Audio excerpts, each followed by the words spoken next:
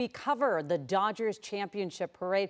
They, of course, beat the Blue Jays in the epic World Series, and now it is time to celebrate. Here we go. We have team coverage with roughly a dozen reporters spread out across Los Angeles from the start of the parade route to the end and at Dodger Stadium. We also have Scott Reif with a bird's eye view in Air 7. And before we do get to everyone, we do want to show you the parade route. Here it is. Things will start on Temple Street, then turn down Grand. The buses will take a long stretch down to 7th Street, turn there, then head up Figueroa. The parade will end. Then the team will head to Dodger Stadium for the ticketed party there. Again, we expect the parade to start in about an hour from now at 11 a.m. And let me tell you this, from what we learned last year, you know every foot of that parade route is going to be covered with fans. Let's go straight to the parade route. Tony Cabrera and Irene Cruz with a fantastic view. Good morning, guys. Oh my gosh, Mark, Colleen, we are having a blast. We've been here since about 4 o'clock this morning when the streets were lined with a couple of fans that came super early. But now, Irene, it is packed. I mean, shoulder to shoulder here off of Grand and 2nd. It is a party out here. They've got the horns going, they're blasting some music, the electric energy out here. They've got the flags and all the jerseys. So it's been such a fun experience just watching that crowd grow throughout the morning. I mean, take a look. We can just show you both sides of Grand here packed with fans, and they are just up and down downtown LA. It is so cool to see it from above. We're actually on the balcony of the Colburn School. It's a performing arts school here in downtown LA, like kitty corner, as you can see, the Walt Disney Music Hall there. Let's see if we can get their attention. Hi, everybody! Oh, yes, yes, here we go. There we go, you're here. Come on, there we go. Wow. Every once in a while, this crowd just gets pumped up like we're seeing right now. The energy is there.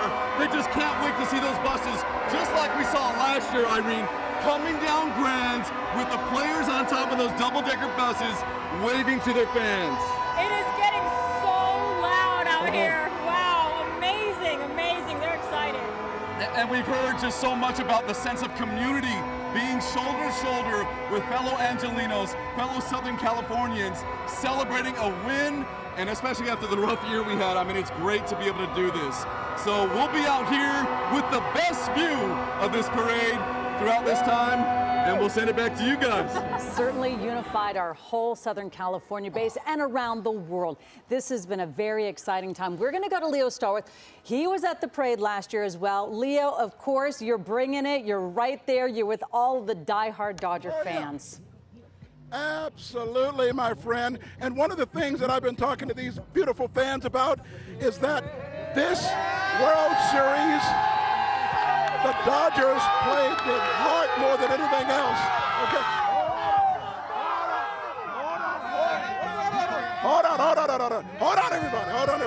Hey, I'm here with Jacob, and Jacob, you and I were just talking about how the Dodgers had to exceed athleticism in games 6 and 7, and they had to win this on heart. Oh yes.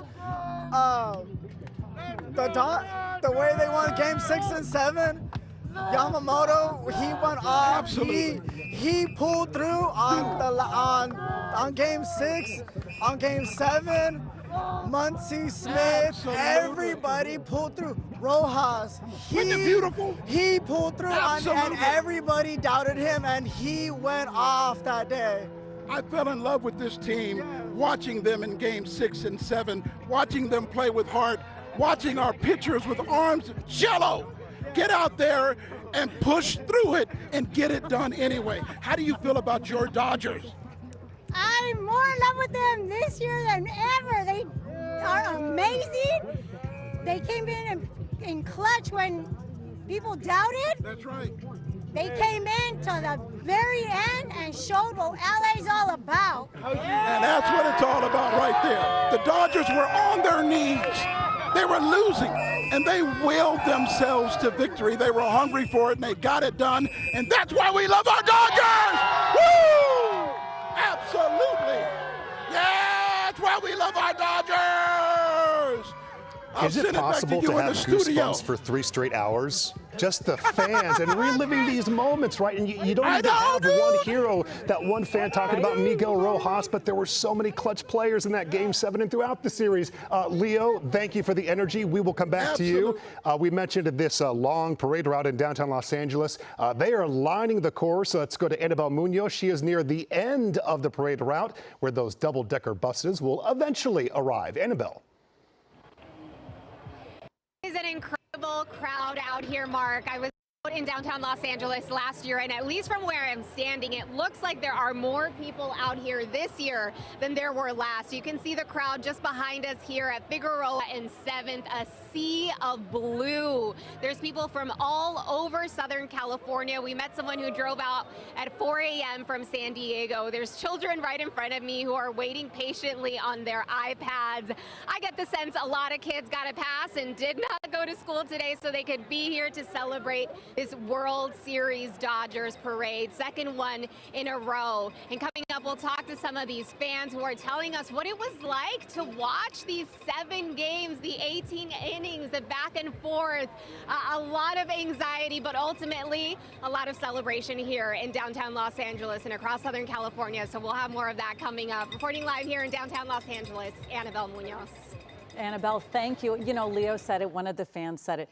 You fell in love with the Dodgers. I mean, if you didn't love them like crazy already when you were watching those 18 innings. There's something about a postseason, right? And of course, we have those diehard fans generation after generation in Los Angeles. But every year, especially recently, we will get those bandwagon fans. But I say, hop on board. I mean, it's unbelievable, the unity, the pride, the spirit, and what it brings into Los Angeles to have this happen. And I'm just, what a series and what a game, right? Think you texted me after, unbelievable in caps, and I thought, my nerves are fried. My heart was racing.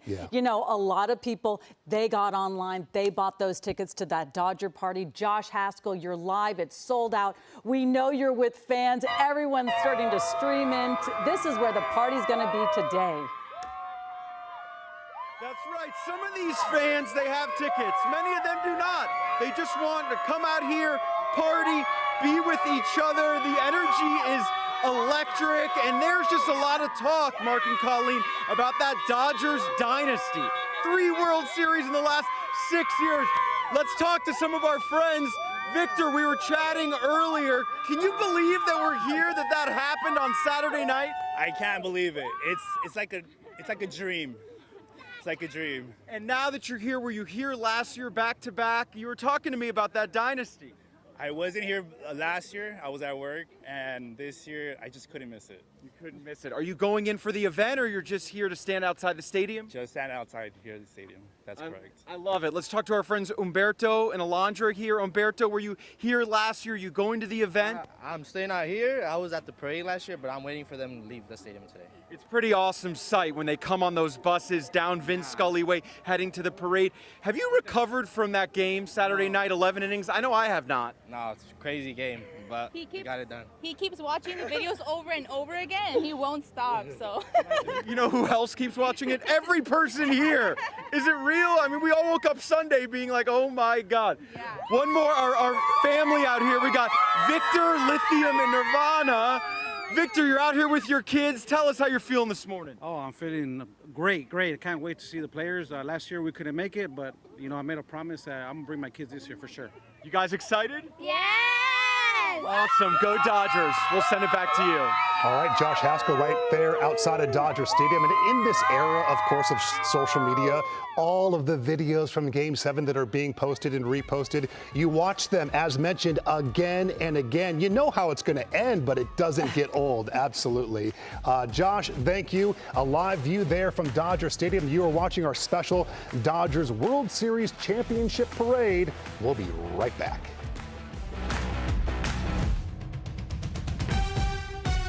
Parade coverage sponsored by Lexus.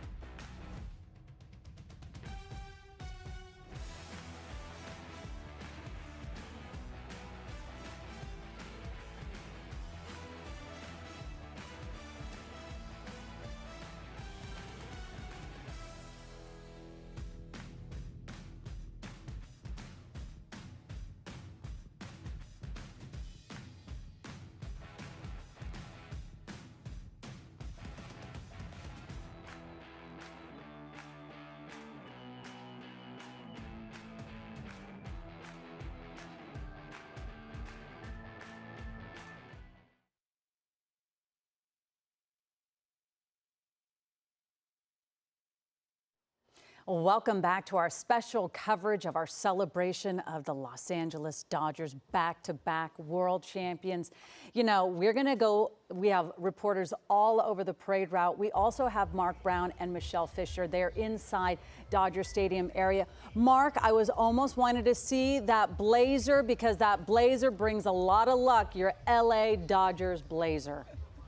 Well, it's this is Dodger blue, definitely, and this I think on the days that I wore this anchoring, I think we won every day that we I like wore that. this. That's a good stretch. So you know, it does seem to work. What a vibe out here, though, right, Michelle? I mean, people were lining up before they opened the doors here, and they were standing in the security lines waiting to go in, and everybody had a huge smile on their face. Right, and last year, we were in the same location. November 1st it was last year. And if you remember, Mark, the team said on that day that they were going to do it again. They said they were going to get more rings. And not that I ever doubted this team, but there were certainly some moments for all of us during this series, especially when it was that must-win situation, game 6 and 7 on the road, where we were a little bit stressed, but they got it done, they did it, and we are back here today at Dodger Stadium to celebrate this team. I'm so excited. Yeah, it's exciting, and you're going to hear from some of the fans we talked to later, but there was one lady in particular who was legally blind, who said she listened to the World Series along with her husband, and just went through all the emotional ups and downs with everybody else.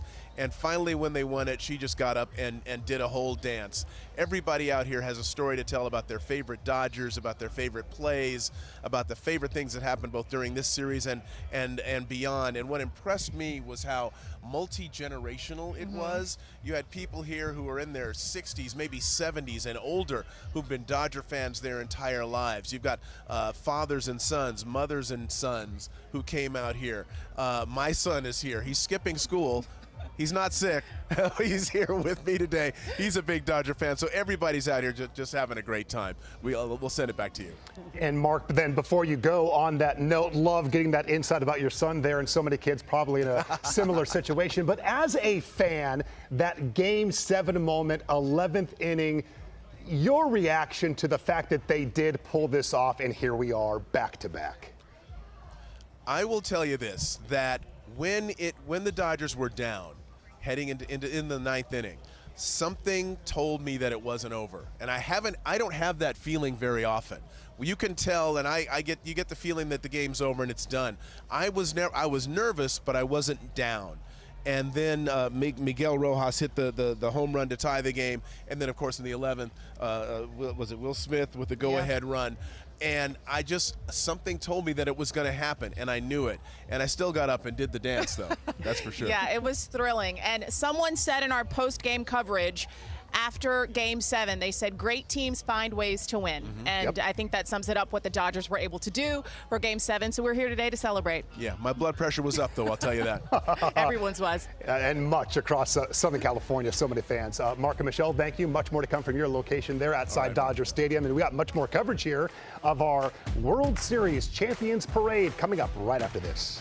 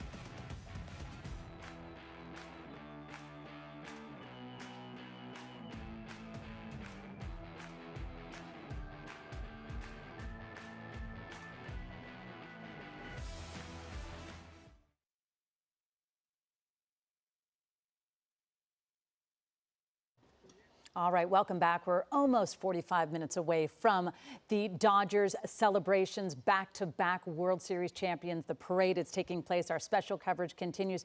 We're going to go back down. Now we're going to go to the start of the parade. We see our Dodgers fan, Monica Deanda. You're at the start of the parade route. Of course, you're surrounded by fans right now.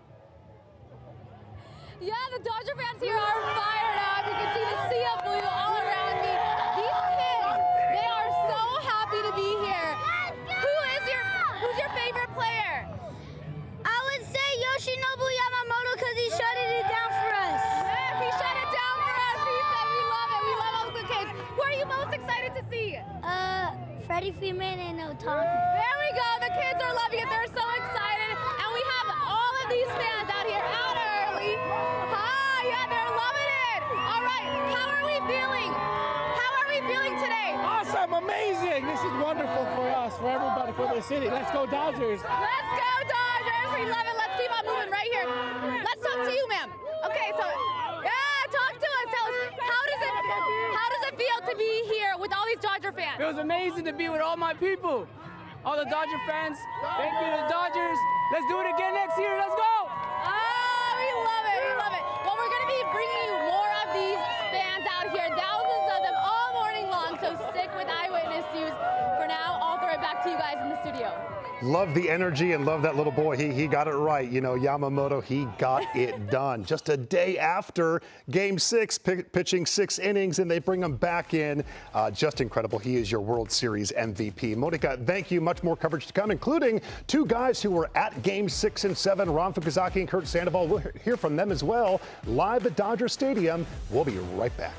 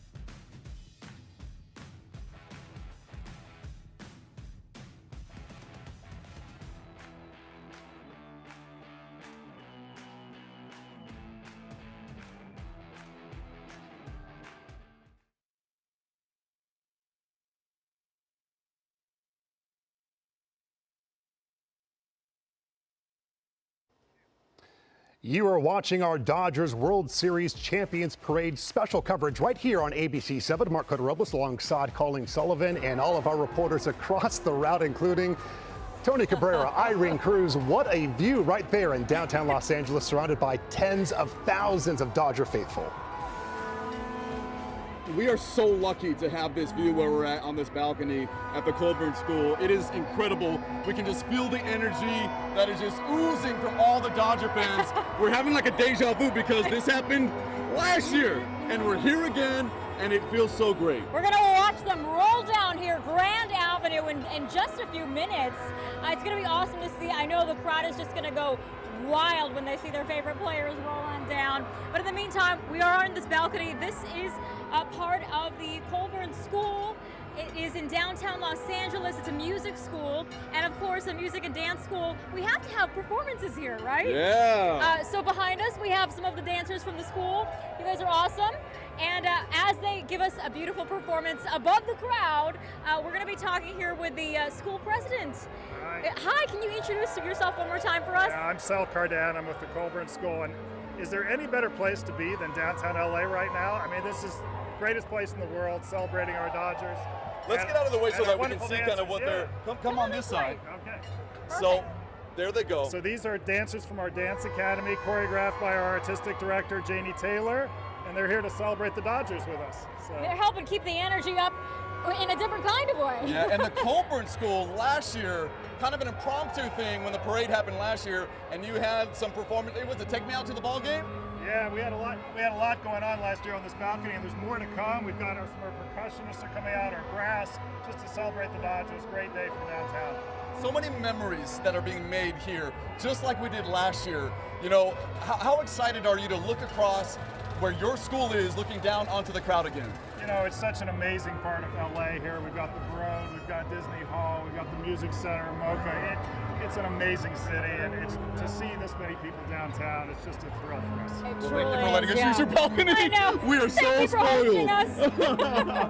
Well, that's it for us right now. There's plenty more to come, but we'll send it back to you back in the studio. All right, Tony and Irene, I love to see the students, the dance program at Colburn School. I love that they're dancing right there, right behind you. Absolutely no stage fright right there. Our Dodgers coverage is going to continue. We're going to go out to Rob Fukusaki and Kurt Sandoval. Both of you were at the game. You saw it happen. I can't imagine what was going through both your mind, because that was such a nail biter, and I feel like both of you have different vantage points from when you saw it taking place. So why don't I go with you first, Rob? Well, Colleen and Mark, first of all, it was one of the greatest sporting events that we've been blessed and fortunate enough to cover. Game 7 was just amazing, maybe the greatest Game 7 ever. But there was Game 6 before that. All kinds of things happened in this World Series, one of the greatest fall classics of all time. And being here at Dodger Stadium and seeing all these fans and seeing how excited they are, celebrating a second consecutive championship. You know, this stadium draws 3 million a year. Right. This is the first year they've drawn 4 million fans, and the Dodgers have rewarded them with a second consecutive World Series title. It's been a challenging year for a lot of Angelinos, so this is just the perfect thing, the perfect medicine. I never thought in the 9th inning we would be standing here. Yeah. I mean, to echo what Rob said, one of the greatest games in World Series histories, and to have it happen in a Game 7, I cannot say it strong enough what that home run. Oh wow! But you know, when Toronto is 2 outs away, and you know the champagne's going to the other clubhouse, and Miguel Rojas, to put that in perspective, had hit 1 home run in the previous 3 months, and did not play until Game 6, and to hit that with 2 outs, and the world is thinking, just get on base, Miggy, because there's a guy named Shohei Ohtani standing on deck. And for me, to echo what Rob said, to see that in person, to think that Toronto's about to celebrate a 32-year drought, and then to hear all the Dodgers in the clubhouse screaming, and I'm 100 yards away, and I can hear them, and then to think we're here 2 days later. Epic. It really was a magical run, Curtis. And Miguel Rojas, after the game, I had the opportunity to talk to him, and I asked him about the home run, and he said he just wanted to get on base because Shohei Ohtani was on deck, and he saw that pitch, and he just drove it and tied the ball game. You know, looking into the Toronto dugout on the monitors, in that ninth inning, they were smiling. It was almost like they were about to celebrate. They thought they were going to win the championship, and things just turned. And of course, Will Smith hits what turned out to be the game winner in the 11th inning, the first time ever in a winner-take-all that a home run in extra innings determined the outcome. There's so many storylines that are Hollywood-esque in sports. I'm not sure Hollywood would have believed this if you had written it like that. But they did, and here we are to celebrate a world championship. The Dodgers will all be on stage, and part of the epic story is Clayton Kershaw ending his career. I mentioned it that night. You think of Michael Jordan, you think of John Elway, you think of Clayton Kershaw. Hall of Famers going out with a championship in their final game. A fairy tale ending, guys. We'll talk to you in a bit. 1 year ago, we had Kershaw in tears. Teoscar was in tears on stage. Will we have tears today? What do you think? Absolutely. Absolutely, yep. You remember Kershaw, he was so elated last year, but he had that in the back of his mind that he wants to contribute this time around, and he had this season to do that, and of course contributed in that 18 inning game. And I want to add something. I don't know if you guys heard this, but he was warming up in the bullpen because we don't know how many innings that's going to go. He's zeroed in on his pitches. There's one out, so he knows there's one guy at the plate. He's warming up when one of the pitching coaches says, "We just won the World Series," and Clayton Kershaw said, "Are you sure? Are you sure?" He wasn't watching it. Yes, we're sure. That's amazing to me. And then after the game, I got to see him on the national broadcast go on the set with no those guys shirt. with no shirt on. Dad bod. Yeah, it was great to see. Cut him some slack. Love it, though. But so many moments. Like, how do you choose? How do you choose? Kurt and Rob, thank you so much. It really is. There's so many moments. You bet. And I love the one moment that Dave Roberts, at the end, he says, "Thank you to all the wives. You are the glue." The fans, the wives, Absolutely. the families. We love our Dodgers, our special coverage of the Dodgers back-to-back World Series champions. The parade will continue after the break.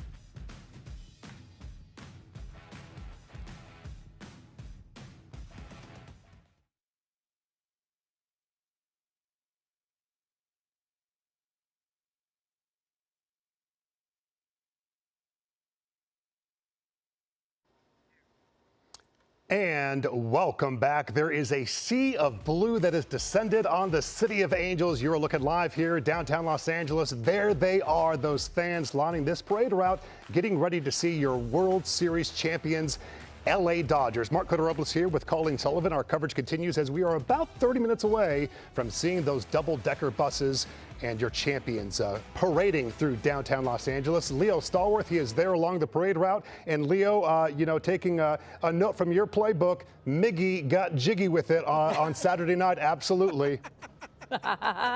Absolutely, my brother. Absolutely. And I'm getting jiggy with it out here right now. There's nothing but blue love out here. Just a sea of blue. We're at 4th and Grand, and it's the same over here. Nothing but a sea of blue. Woo! They're all, look at this kid out here. They are just pumped. They're loving this, and why not? Why not? What our Dodgers did was absolutely miraculous. The depths of their heart, the beauty that they displayed on that field, they left nothing to chance. They played with nothing but heart, and it made you cry in Game 6 and 7 watching those boys out there on their knees, losing but willing themselves to victory. Laura, how does that make you feel? It was so emotional, Game 6, even Game 7. I knew after we won Game 6, that was it.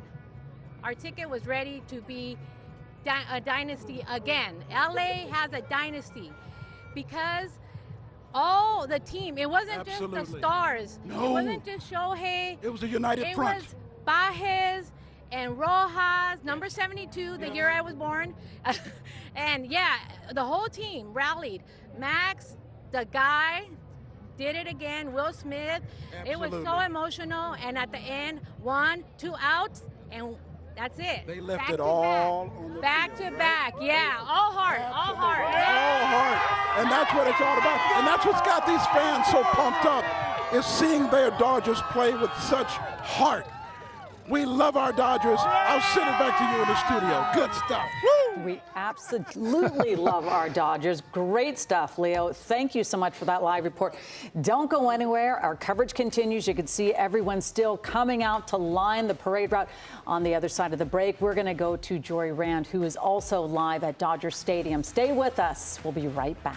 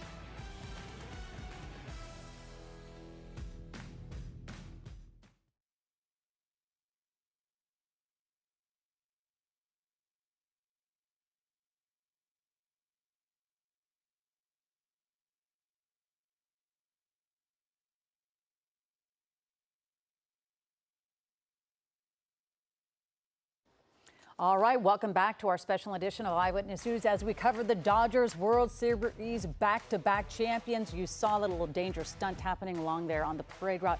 We're looking at all the fans waiting for the Dodgers to come. We're about 22 minutes away from the parade starting. We know that there's going to be a big party after the parade. That's going to be at Dodger Stadium. Eyewitness News reporter Jory Rand is live out at Dodger Stadium. Jory, you know, you are such a sports fan, and I know I can ask you any question. You're going to know the answer. So I'm going to ask you one because everyone keeps saying, let's go again. Another win, another win. At what point do we think that the Dodgers are a dynasty team? Is it now, or do you think it's after 3?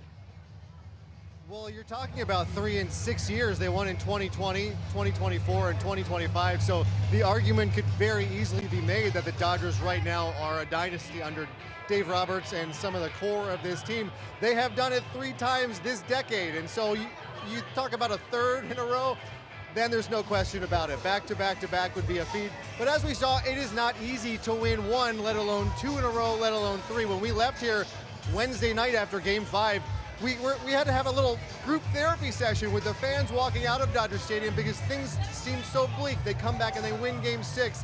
Game 7, once again, things look so bleak. In fact, things look so bad after Game 5. Some of the employees here said they cleaned out their lockers. They didn't expect to be back here for today, but here we are. Let's give you a little preview of what's going to happen as we look out on the field of Dodger Stadium. Chairs are set up. Stage is set up. The players will get here and walk in down the blue carpet through center field and make their way to the stage.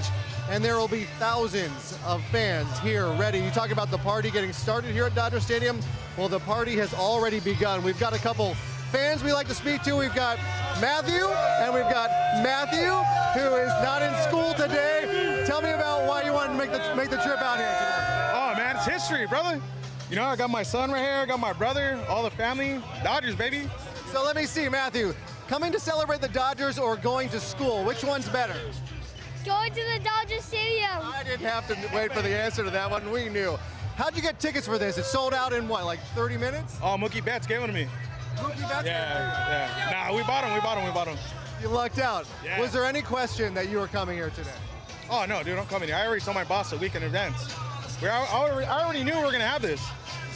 Oh, of course. So 1 out of the 9th inning, you knew we were still gonna win. Oh yeah.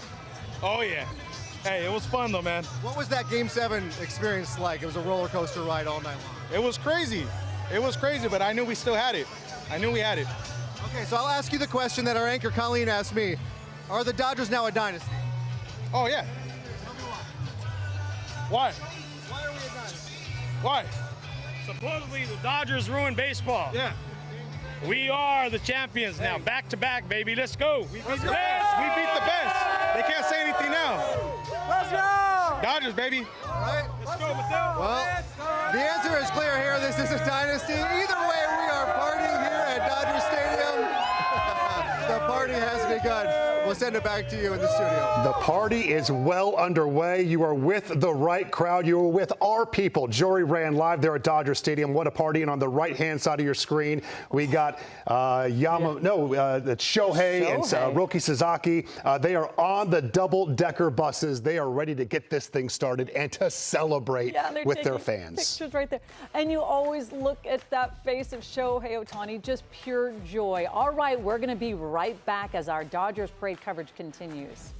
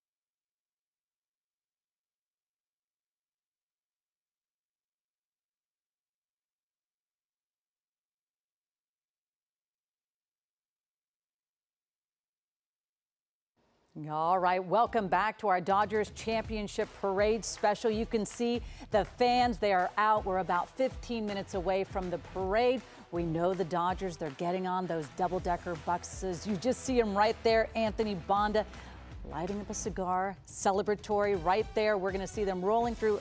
We love this team. Everyone is here to show their support. Yeah, they got the Budweiser out too. It's going to be a party through downtown Los Angeles, and we saw that last year as well.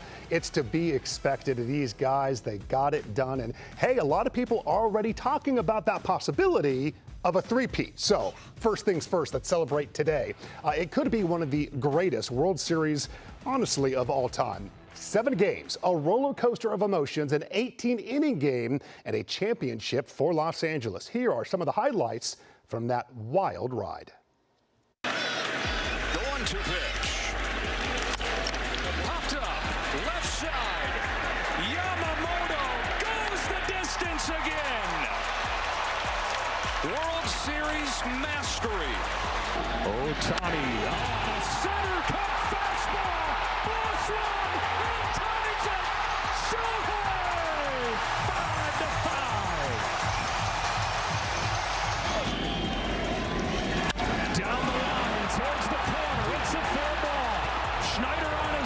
Hernandez picks it up. Schneider's headed home. Relay for Melvin. Put it to play. He's out. Kershaw tries one more time. Bouncing ball to second. Edman hurries. Over to first in time. Tommy Edman. Another play on defense. And Clayton Kershaw like he's never done before. Look at it. Glistening. I mean, I love pineapple. It's a great, great fruit. Watermelon, if it's good, it's good. Yeah. If it's not, it's not. That doesn't look like the finest watermelon.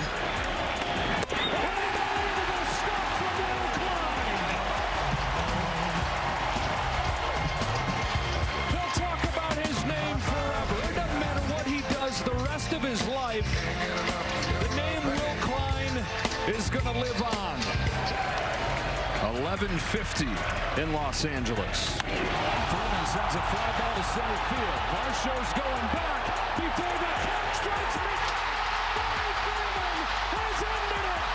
It's a repeat hero with the last word on a Game 3 classic.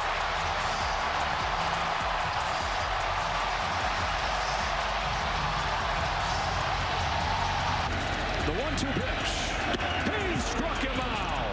Yamamoto gets out of the first jam of the ball game with a strikeout of Varsho. Jimenez floats one left field. Hernandez makes the catch. Back to second. Game 7 tomorrow night. The 1-1 from the Savage. Muncy hits a high drive to deep right field. Headed for the pole and gone. Max Muncy brings the Dodgers back to within 1 with a no-doubt shot. Payoff. Drilled to left field and deep, and gone! No way! Miguel Rojas!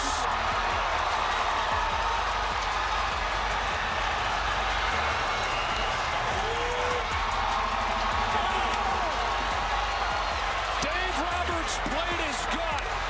The guy hadn't had a hit in a month. And in the 9th inning of Game 7, he's hit a tying home run. Roller to second. Rojas comes home in time. And it's Miguel Rojas who ties it in the top of the 9th. Saves it in the bottom of the 9th. Left field. Hernandez on the run with Pages over his head. Pages runs him over. Makes the catch. Sends Game 7 to the 10th. Smith hits a high fly ball to deep left field. It's got a chance. It is gone. It's Will Smith in Game 7. Here's the 0-2 pitch. Bounces one up the middle. Bits to the back. Over to first to beat the champ. You gotta knock him out. The Dodgers stand tall and win back-to-back titles.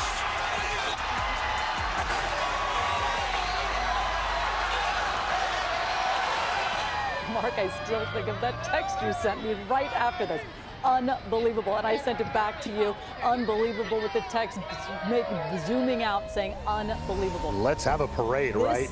Man, where do you start? Where do you start with that? I think for so many of us, including our director Larry, who's behind the scenes, it's that broadcaster call with Miguel Rojas. No way. And the watch party I was at, same reaction, maybe times 10. It was unbelievable to be watching that moment and to think of this is where heroes are made, Game 7 of the World Series. You ask any real insider who was going to pull that off, who was going to be the hero in that moment, they're not saying Miguel Rojas. No one is saying. And you know what I love? A lot of people were watching this in so many venues. I was at home with my husband watching. I couldn't have any outside distraction. I was so focused. Look at, you could see this parade happening. This is so exciting right now to see. Hey, there's Magic Johnson. He's on the bus. We saw Clayton Kershaw as well. We've seen Henriquez, Anthony Banda. He's got his Mr. Cartoon mask. We've seen Shohei and Sasaki. They are on the move, headed to downtown Los Angeles. They are. And you know who has a great vantage point? Tony Cabrera and Irene Cruz as well. We're going to check back in with them after this break. Stay with us.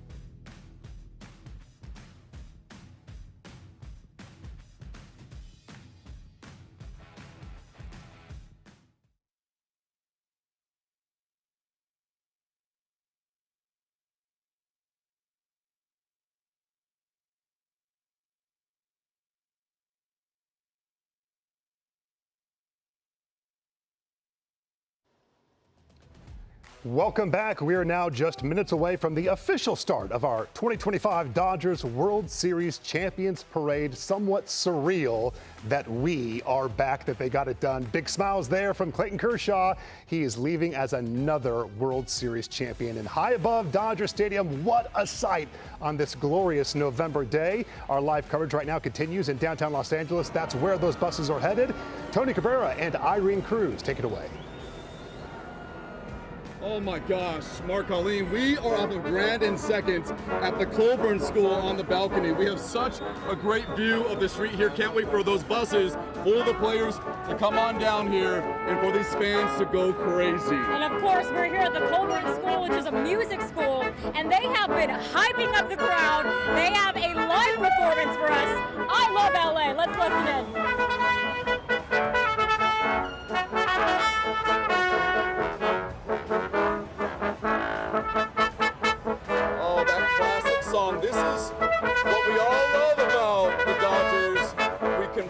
song, I Love LA by Randy Newman, and soak it all in. Here it comes.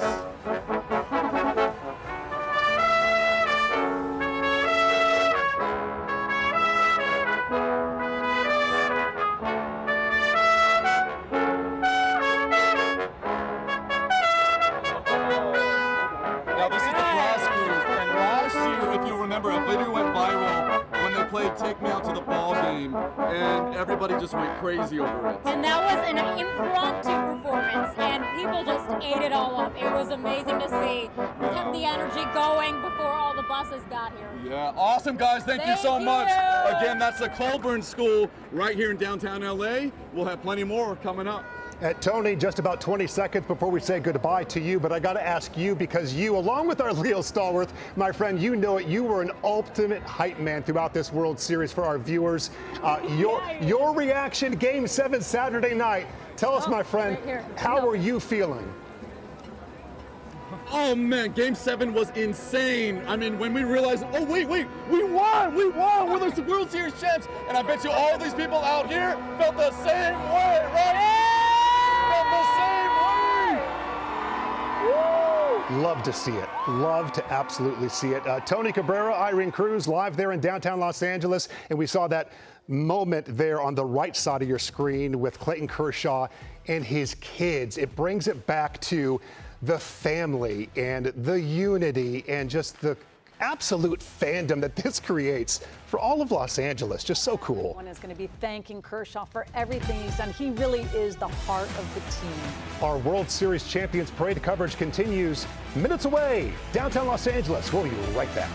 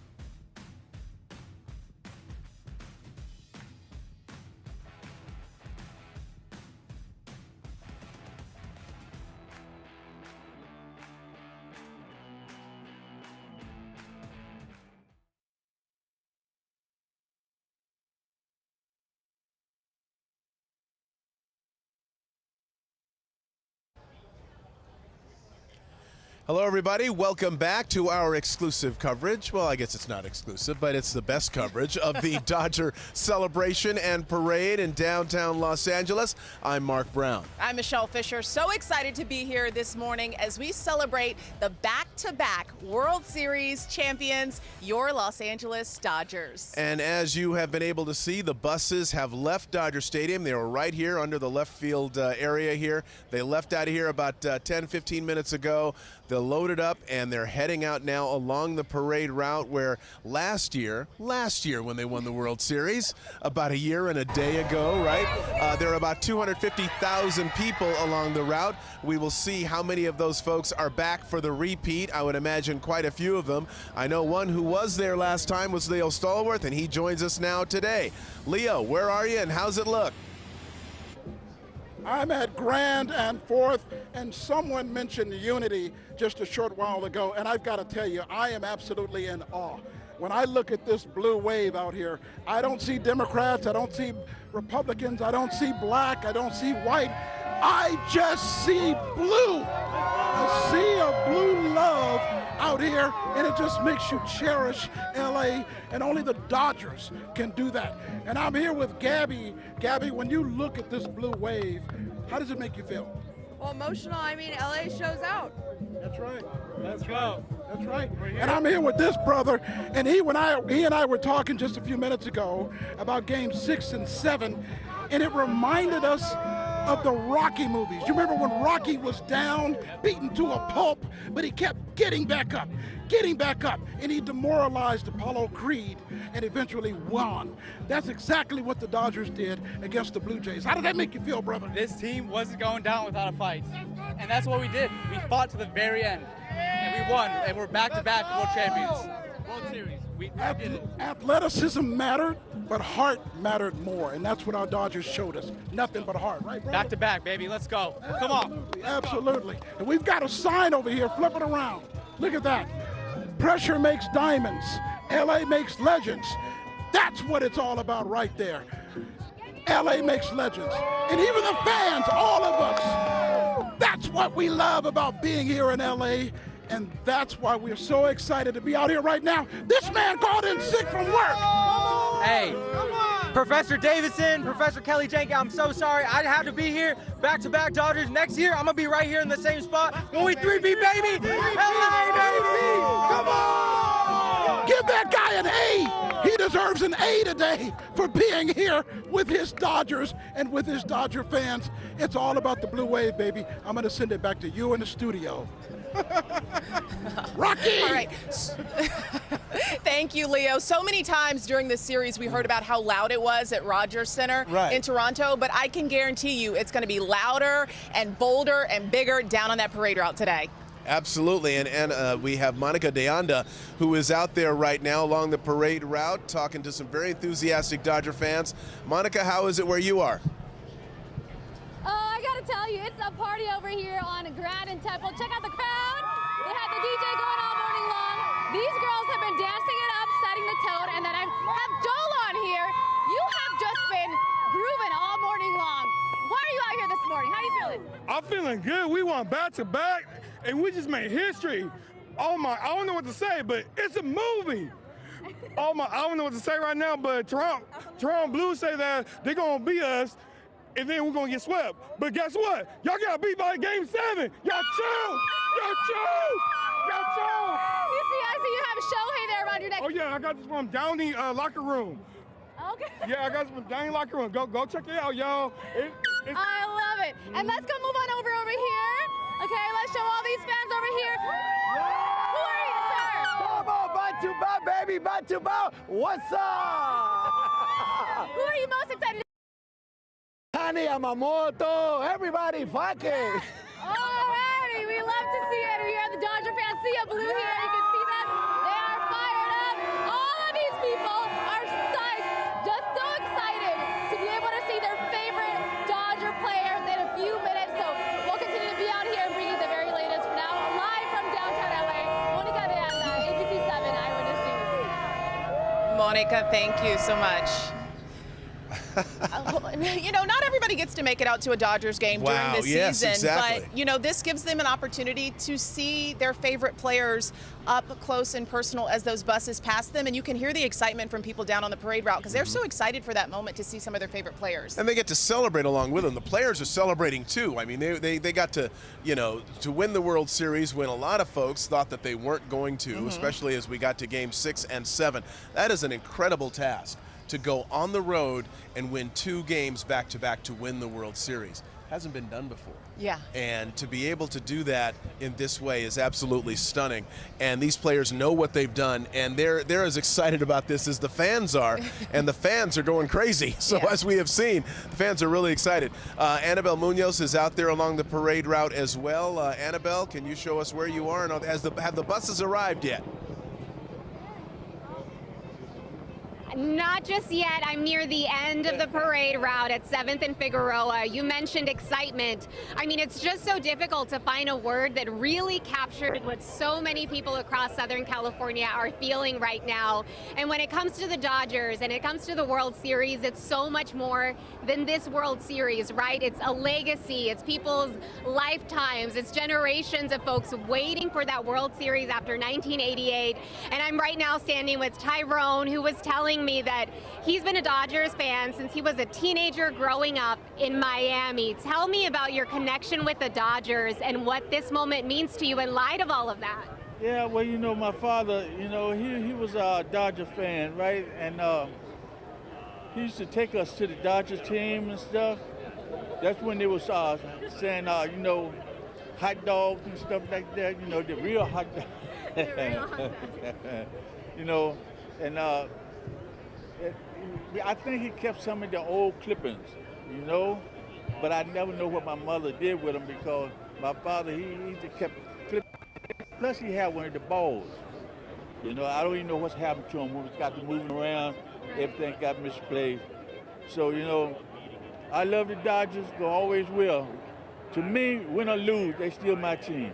Win or lose, I mean, you've stayed with them for so many years. You said you've been a fan actually since they were the Brooklyn Dodgers, since the time of Fernando Valenzuela, who you're wearing on your shirt. Tell me about that era. Hey, that's my favorite there. You know, yeah, he go everywhere I go. Yeah, yeah, he's my favorite.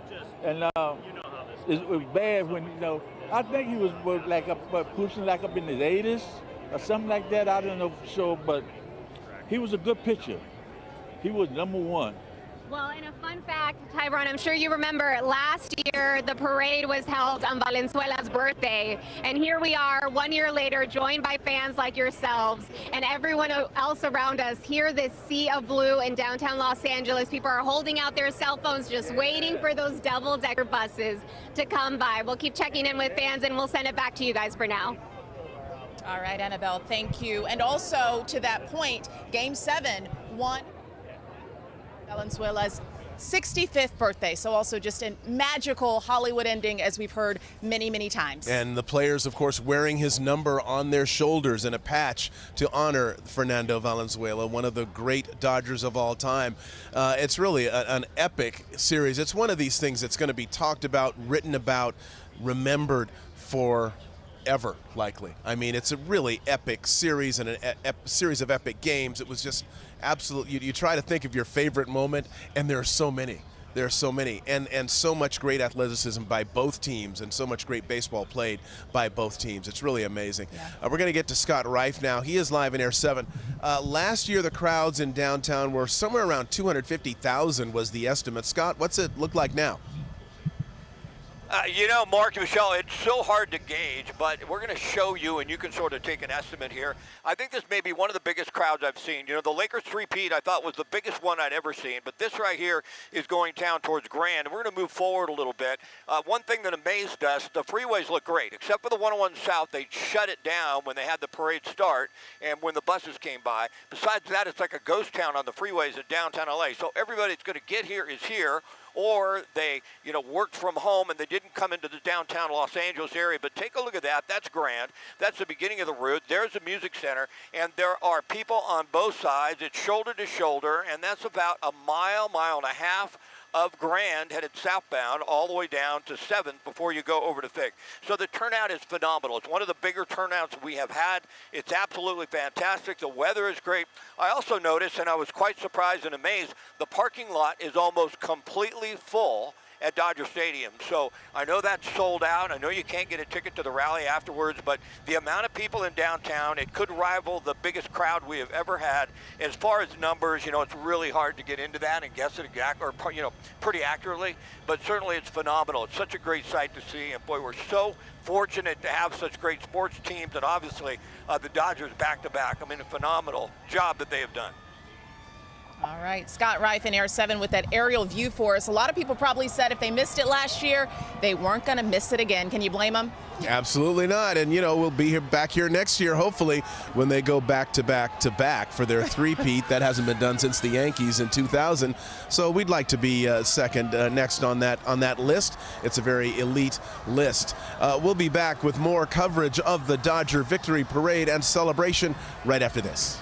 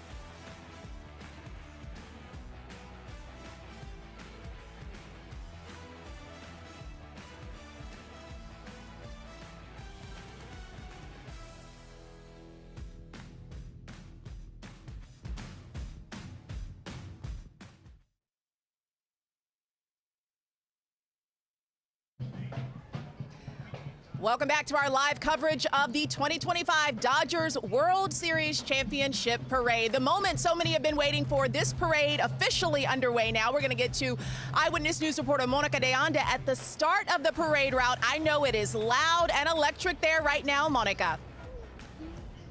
Yeah, the volume is just growing because of what I'm able to see just down the street. This is approaching Grand and Temple. You can see the buses there, the players on top, and of course the confetti in the air. This crowd is electric. They are loving it. We have literally a sea of blue on both sides. Dodger flags waving in the air. The crowd is cheering. They waited 7 games, and it was a tough nail-biter at the end, right? We were all watching Saturday. We wanted the Dodgers to win. We wanted them to be back-to-back champs. And that is exactly what we have seen from this crowd. And you can see now the police moving closer with they are leading the way, and there are the players, the confetti in the air. Again, the crowd is just roaring out here. How are you feeling now that the players are approaching? Go Dodgers! We're feeling amazing. We can't wait. We've been waiting all morning, and we're so excited to see them. What time did you get here? About 6 a.m. Okay, here they come. Get ready. So you see the excitement here in the air.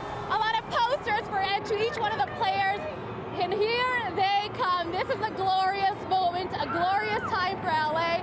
Of course, we want everybody to celebrate responsibly. And here they come. Here are our back-to-back world champions. You see them there. You see the crowd. They are loving it. A lot of little kids.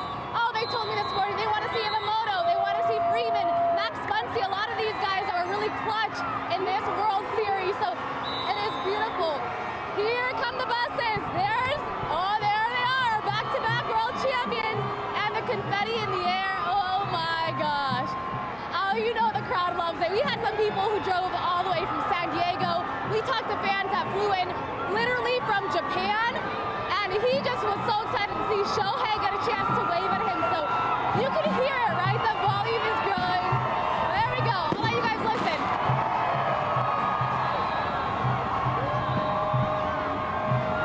That is what LA sounds like this morning. Back-to-back champs.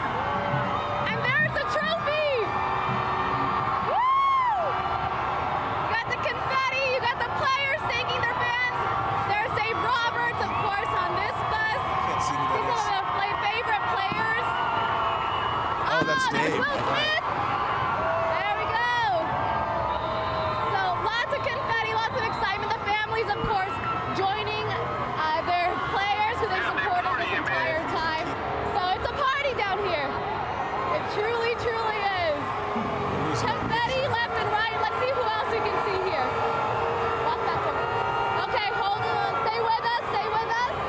Stay with us this way. You can see them now. They're turning the corner here on Temple and Grand. And it is just raining Dodger blue confetti everywhere. Okay. How do you feel right now? Excited! Let's go Dodgers! Woo! Let's go Dodgers! Let's go! Who's your favorite player? I love Tyler Glass now. Otani. Yeah, go back. Oh my God! You feel it? Oh my God! How do you feel? I feel amazing! There we go. A lot of raw reaction, a lot of excitement. Fans have, of course, waited all day for this. Oh, there's Miguel Rojas. There's Mookie. Mookie coming in clutch for us. What a glorious moment for LA. And there you see some of the fans' favorite players. Oh my goodness. Okay, there's Kike. We'll go ahead and send it back to you guys. World Series champs. Here we go. Back to back. Wow, what a sight. And I was struck immediately by Dave Roberts at the top or at the front of the bus. And there's Shohei right there. Dave Roberts smoking a big fat cigar, looking as happy. And you know, what's cool is he knows how to celebrate. Yeah. And if you remember last year, that was a pretty cool moment at the celebration here at Dodger Stadium. He was up on stage with Ice Cube Yeah. dancing. Well, you know, we talk so much about the players that made the big plays during this series, but he's the mastermind behind it. They get on the field and they execute, but Dave Roberts, as their manager, he, you know, moves things around in that way to make sure the game gets won. So Right. a shout out to him as well. I mean, he has just as many reasons to celebrate the phenomenal work of his players that got out there on that field and got it done. Yeah. We're watching the Dodgers now going through downtown Los Angeles and the adoring fans lining the route. For a lot of folks who can't get to a Dodger game for whatever reason, this is as close as they're going to get to these amazing players, these amazing athletes, and they get to see them and wave to them and appreciate them. And a lot of times the players are waving back. Yeah. There was a lady with a sign that asking Kike Hernandez to take off his shirt. I'm not sure if, oh, well, did he? Who is that? Who's that with the shirt off? Well, whoever it is, it's hot out here, so I mean, it's only appropriate. It's only right. We'll take it. We know that Kershaw will do that at the drop of a hat in the locker room when the champagne starts flowing. So, who knows what's going to happen. We're going to find out, too, once they get back here to Dodger Stadium, who's going to be performing, if we're going to see a live performance by someone. Last year was Ice Cube. Maybe this year, Kendrick. Wouldn't that be fun? Kendrick would be the exclamation point to this entire series against Toronto. Right. Obviously, there's the rap beef between Drake and Kendrick Lamar, and I think this is kind of another L for Drake. Drake takes another L. Yeah. Sorry, Drake. Kendrick, it's all they about not LA like right us. now. Yes, they not like us. It could be the theme song this year. Yeah, I was struck too as the games were happening at the Rogers Center, which rhymes with Dodger Center. How much of their chants? It was "Let's go." It sounded like you were at a Dodger game. The vibe was very similar. And it was blue as well. It was lit in blue. Yeah, and the Dodgers and Blue Jays colors were so close that, their stadium, their sound, their vibe was also ours, unfortunately, for them. But they not like us, as we said. Tony Cabrera, Irene Cruz are out there along the route as well, overlooking the parade route. Tony, Irene, come in, please. Hey, Mark, Michelle. We're super excited. The crowd is getting hyped up because they are coming. You can feel it. Our hearts are racing here. Oh my gosh, as we can see them down the street there, we're off of Grand and 2nd, and we're looking down the street, and we can see those buses slowly crawling here. The crowd is getting louder and louder as they start approaching.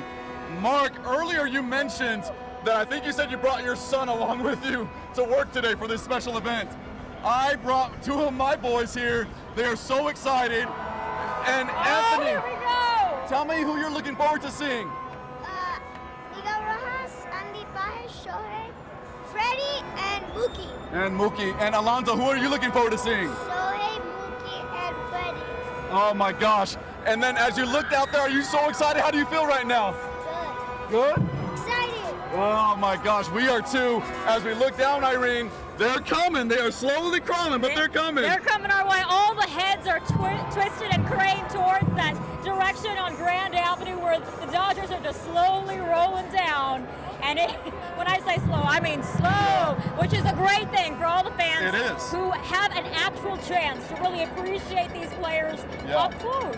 Now, Irene, last year I came to the parade and I was not working. I was here with 3 of my kids that time, and we got to see it and be in that crowd of blue.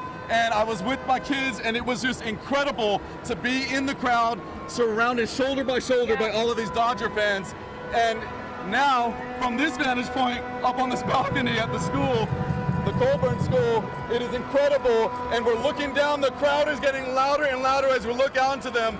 We see them in some places, they're like 50 people deep as we look into the crowd here. There's barely any gaps, and I mean, all these people came out just to show their love, their support for the Dodgers after that amazing Game 7 win. I mean, they really earned it, right? Yeah, it was emotional as we went from Game 1 to Game 7 in Toronto, back to LA, and then back to Toronto. All of those emotions, and as fans, we are just so amazed by this to see them coming down as back-to-back champions, crawling through the streets of LA with everyone on their eyes on the buses, on these double-decker buses, with our stars, many of them idols for many of us, and our kids who love the game of baseball.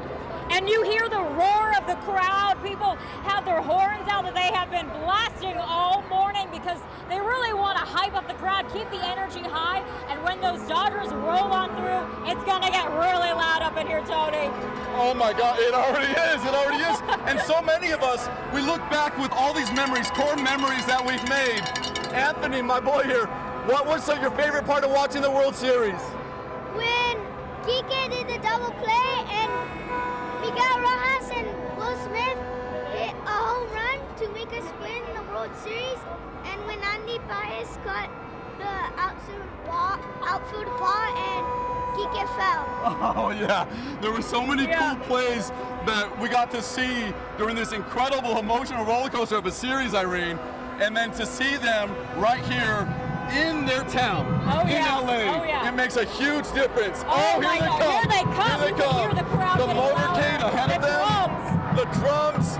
We have the drums from the Colburn School here as we look down, and we're just seeing the blue and the red lights with the buses right in between. I have to say, last year I felt like the buses they went faster last year. Yeah. This year it looks like they're going a little bit slower, and I think for fans we appreciate that. We got to get our pictures, we got to get our videos, we got to yell for our favorite Dodgers. See, that's the benefit of being back-to-back world champions.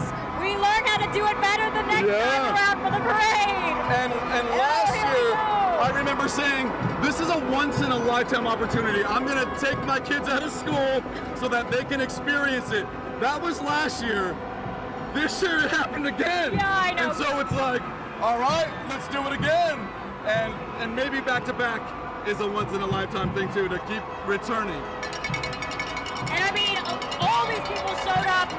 I'm hearing that more people this year came out to the parade. Yeah. Okay, here we go. We're on Grand and Second, and the first bus is approaching the intersection there. Oh my gosh, the crowd is going crazy. Everybody's got their arms up with their phones, trying to get images of their favorite Dodger.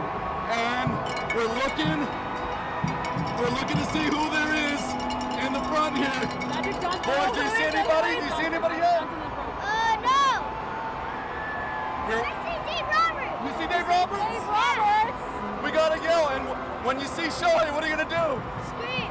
Scream for Shohei. Okay, here comes bus number 1. Here we go. There's Magic Johnson. Magic Johnson, of course, there in the front corner.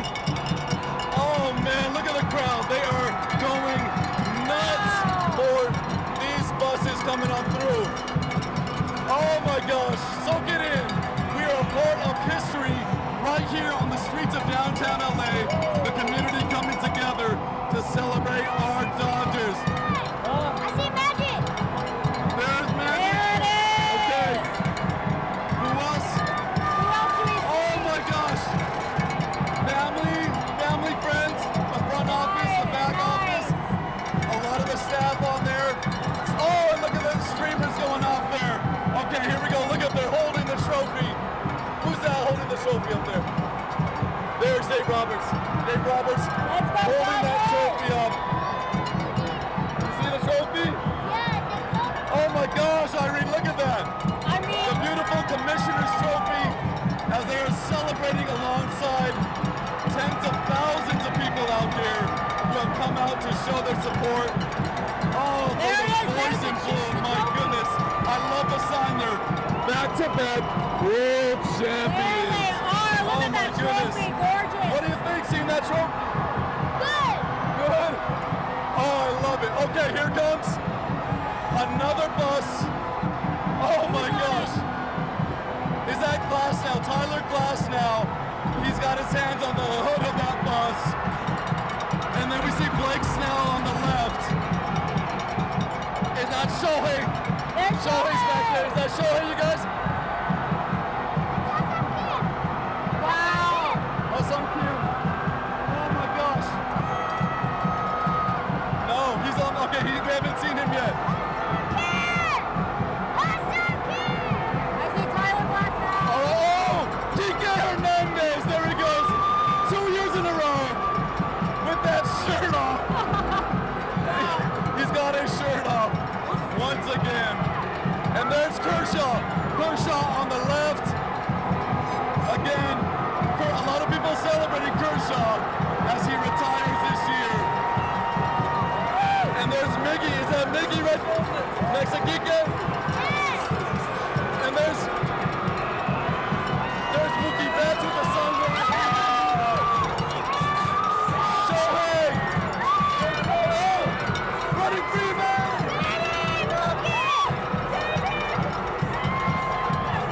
Oh my gosh, Irene, this is incredible. It's amazing to see all these players up close, all these Dodger fans really getting the chance of a lifetime here, making history.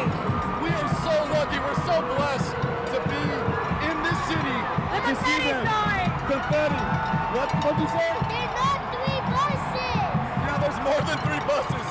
I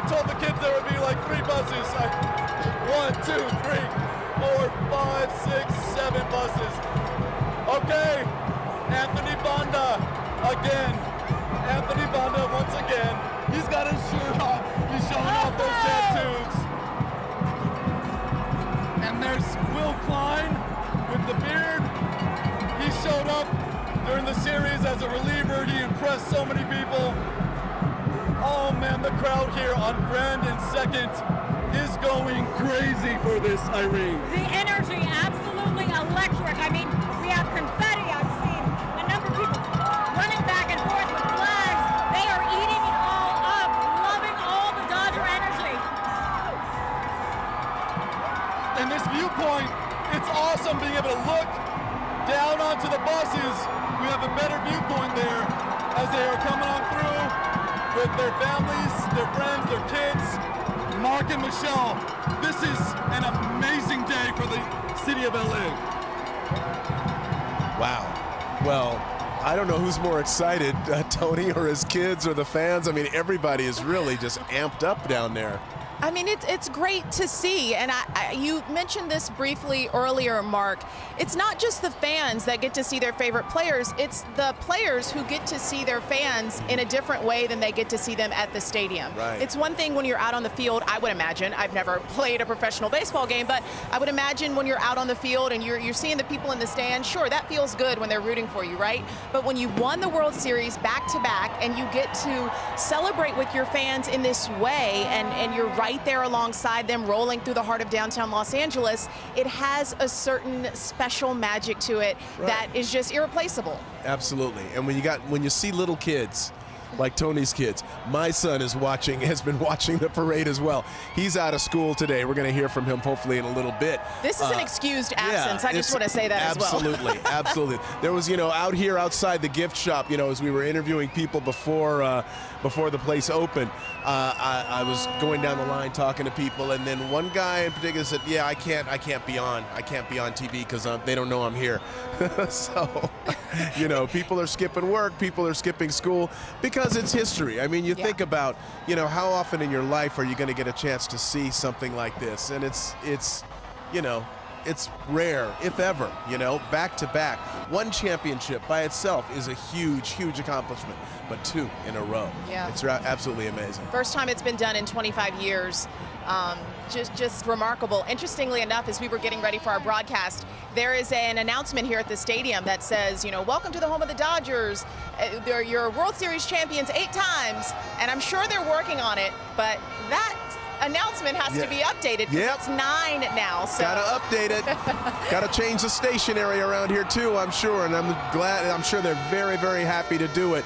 What absolute pandemonium in downtown LA, right outside the Disney concert hall. Look at that sea of blue, the sea of people. Yeah, they call this blue heaven on earth, but right now in this moment, it's those streets of downtown that are blue heaven on earth. Absolutely, and the whole city united, people from all walks of life, people from all parts of Southern California and beyond that have come out here to celebrate the Dodgers with this epic World Series win. It's just amazing. Yeah, I think this is really one of those teams, even before winning the World Series last year and this year, this is one of those teams that has fans everywhere. It's not just a Los Angeles team. I have friends in Southern Virginia who are diehard Dodgers fans and have been for years. People from all over that really just love this team and have for decades because of the history of this franchise. Indeed, the franchise that has a history of reaching out to other countries, other communities. Let's go to Leo Stallworth. If he still has a voice, we're going to check in with Leo and see how he's doing down there on the parade route before his head explodes. Hey, Leo. Hey, my friend, we're at Grand and Fourth. The Dodgers are here, and you can hear the crowd. They're going insane. They're loving every second of this. It is pure pandemonium. How do you feel seeing your Dodgers come through here? Back to back, baby. We're so proud of them. So proud of them. That's right. That's right. Look at this. Woo-hoo! Are you excited, my brother? Oh, yeah, excited. Back to back, so awesome. Never experienced it. This is an awesome experience. Absolutely. Absolutely. How are you feeling right now, my friend? I'm feeling good, man. Dodgers, clutch defense. Thank you, Yamamoto. And how do you feel watching Team Blue come through here waving at you? Oh, there's a Tony! There's a Tony! Oh! feels great seeing Ohtani. Thank you, Ohtani, for everything you've done. Woo-wee! This is what it's all about. You see the confetti falling? It's a blue wave. We're in blue heaven right now. All of the beautiful Dodger fans out here, it is exactly MVP. They're screaming MVP. Let's go, Dodgers! Yamamoto is He killed it. He's the MVP. That is our guy. We relied on him. We relied on him. He was there for us when we needed him. Love that guy. He was always there. No matter what, he was ready. He was ready. He was ready. Let's go, baby. That's right. Woo-hoo! This is absolutely amazing, folks. Crowd is still shouting, MVP, MVP.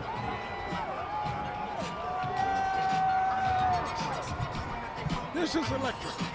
All right, so that's Leo down on the parade route. Leo is speaking with fans that are so excited down there. Leo also so excited, and we've seen that throughout Leo's coverage of the postseason altogether. I mean, there's so many different series that we have to get through, but getting here today after that phenomenal, dramatic edge of our seat. I mean, just so many words to describe that Game 7, but I think that adds to the excitement for so many of us. Indeed. And, you know, we're all fanboys and fangirls today. Yeah. I will admit, as they were loading the buses up right over here, I brought my son up on the ramp. You know, we're looking down, and Dustin May comes walking by carrying his son, his toddler child. I think it was his son.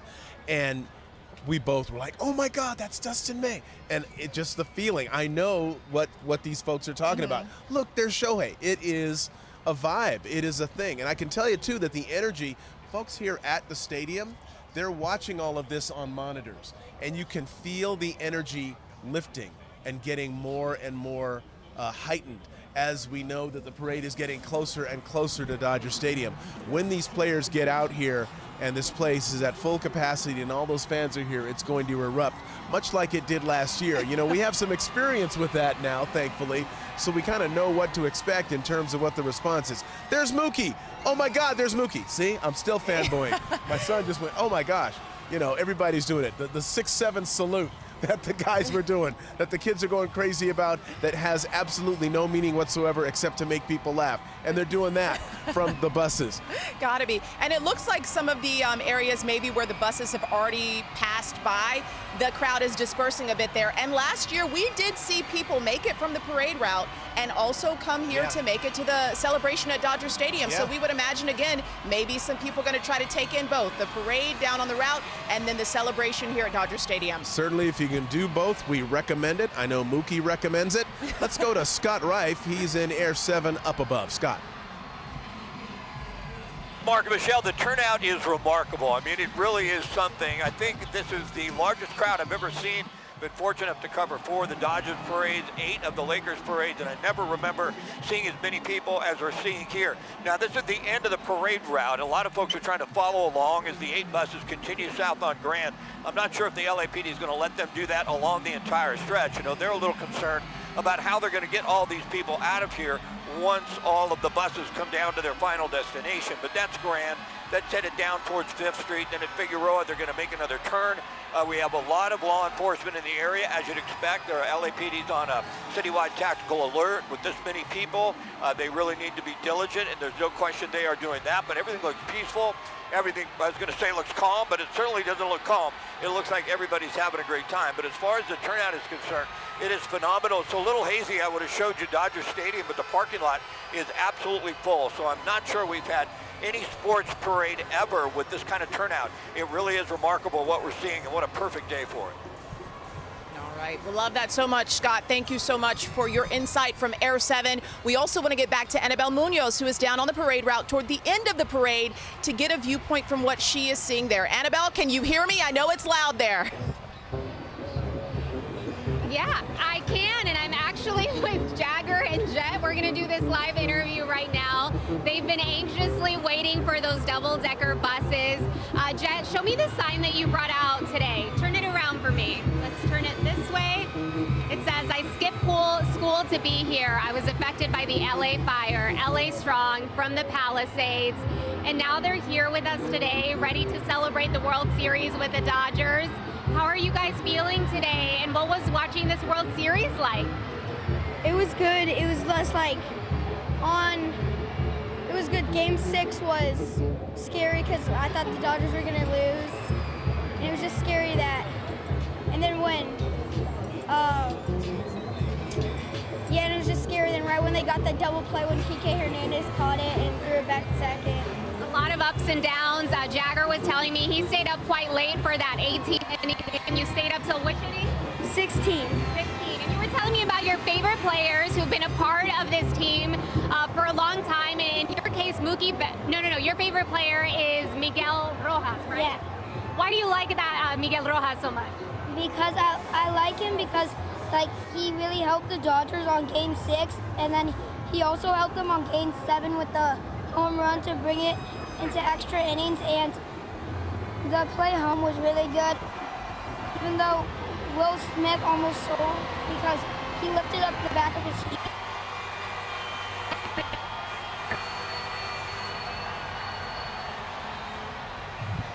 Looks like we lost Annabelle's signal there, but you get the gist. These folks, these kids really like their players. There's so many, you ask some of these fans who their favorite Dodger was, who their favorite player was in this series, and they can't just name one. Yeah. And that's really, it's not just it's not just a sop to the Dodgers. It's indicative of what a team sport this is and how it takes a team effort. You can't have just one guy to carry the whole team. It doesn't work that way. It wins you games sometimes. It doesn't win championships, especially not in baseball. There's too many variables, too many people on the field, too many people that are in positions to make a difference on every single play.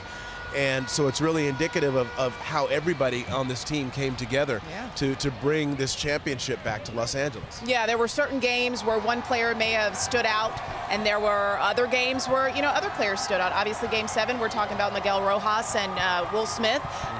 We, at one point, we're talking about Shohei Ohtani, Yamamoto, obviously. Right. Yeah, I mean, so all throughout this series, again, every game kind of had that star player who stepped up and did what had to be done to win this series. They till the very end they fought, and we're here today celebrating that tenacity. Yeah, and let's not forget Shohei Ohtani in I forget which game it was. The game where he pitched really well. He struck out 10 dudes, 10 players, 10 dudes, 10 players, and hit 3 home runs. Yeah. And that was like a performance that nobody thought they would ever see again. I mean, we may not ever see anything like that again for one player to accomplish both of those things in one single game, much less a World Series game. And yet that happened. And then to have that be one of the highlights of this series really speaks to what kind of what we have all witnessed here. Yeah. And just the 18-inning epic last week. It feels like last month. You know what? If you weren't a baseball fan before this World Series, I bet you're a baseball fan now, because that really just piqued everyone's interest. The games, I know, last series when we swept, that was not as exciting, a little bit boring, if I can use that word. But this series, I mean, I think Kurt said that it is one of the most exciting and dramatic championships that he's ever covered in his career. I mean, It just had so many of those elements that kept us glued and tuned in for every game of this World Series. Yeah, it's really been amazing, and just it's all anybody was talking about. Yep. You go, like my son plays Little League Baseball, my daughter plays soccer. We're going to the games and going to practices, and that's all anybody's talking about. Did you see that game last night? How many innings did you stay up? Right. Did you go to bed before the 18th inning? Luckily, you were at work. I was at work on that night. For Game 3, I stuck around a little bit. I thought, let me just see. I'll wait this last inning. And then, the walk-off a home run by Freddie Freeman, which was another amazing moment, by the way. A second World Series walk-off victory by Freddie Freeman. It's, one of the many moments that we're going to remember from this series. That was one of the electric moments in this thing. This was really a contest for the ages. There's Freddie right there. Yeah, speaking of Freddie, we got Shohei Ohtani right behind him. We're getting a really good view right now of the players as these buses continue to make their way down the parade route. And you can almost hear when they make a turn or get close to our camera, because you hear the intensity of the crowd noise kind of amplify. And I think that's exactly what's happening right now, because, you know, the crowd, it seems like some people are maybe kind of trying to run alongside the buses down their parade route there. Oh my goodness. And the crowd is very thick, lining both sides of the street. There we go. With a huge police escort in front of it, making its way through downtown Los Angeles. It's really a sight to behold and a vibe to behold. And how many people are just out here so excited and ecstatic to be here. And as you pointed out, some of the folks who were at the early part of the parade route are making their way here because they get to see the celebration here at Dodger Stadium. And also the young man that Annabelle just spoke with mentioned that he was impacted by January's fires. We'd be remiss if we didn't mention that this has been a difficult year for the city of Los Angeles. It's been tough for a lot of people in various ways. And this parade, this championship, is a bright spot in what has been a difficult year. So not only getting to celebrate this team during a championship run, but also just with that perspective of what our city has gone through, I think makes it, you know, so much more powerful and special. Yeah, it's been, it's unifying everybody. It's giving everybody a chance to kind of breathe a sigh of relief and happiness here, which is so sorely needed. Rob Fukuzaki, Kurt Sandoval, you guys are inside the stadium as people have been there and people are still filing in, people still coming in. Let's hear from you guys about your perspective on this, both as sports reporters and journalists and as fans of this team as well. Guys? Yeah, Mark and Michelle, Dodger Stadium is filling up. As you can see outside, inside, it's just like they're filling up for another Dodger game. They all want to be together for one last time in 2025, celebrating this championship. As we continue on with the parade, Curtis, it's just great to see these fans. I mean, it's something that they've worked for themselves. They've come to all these games, and they're waiting to see their heroes out here. You know, it's interesting. We know in our country it's very divided, but certainly Dodger fans are all together today. And that's the great thing about sports, is how unifying it is.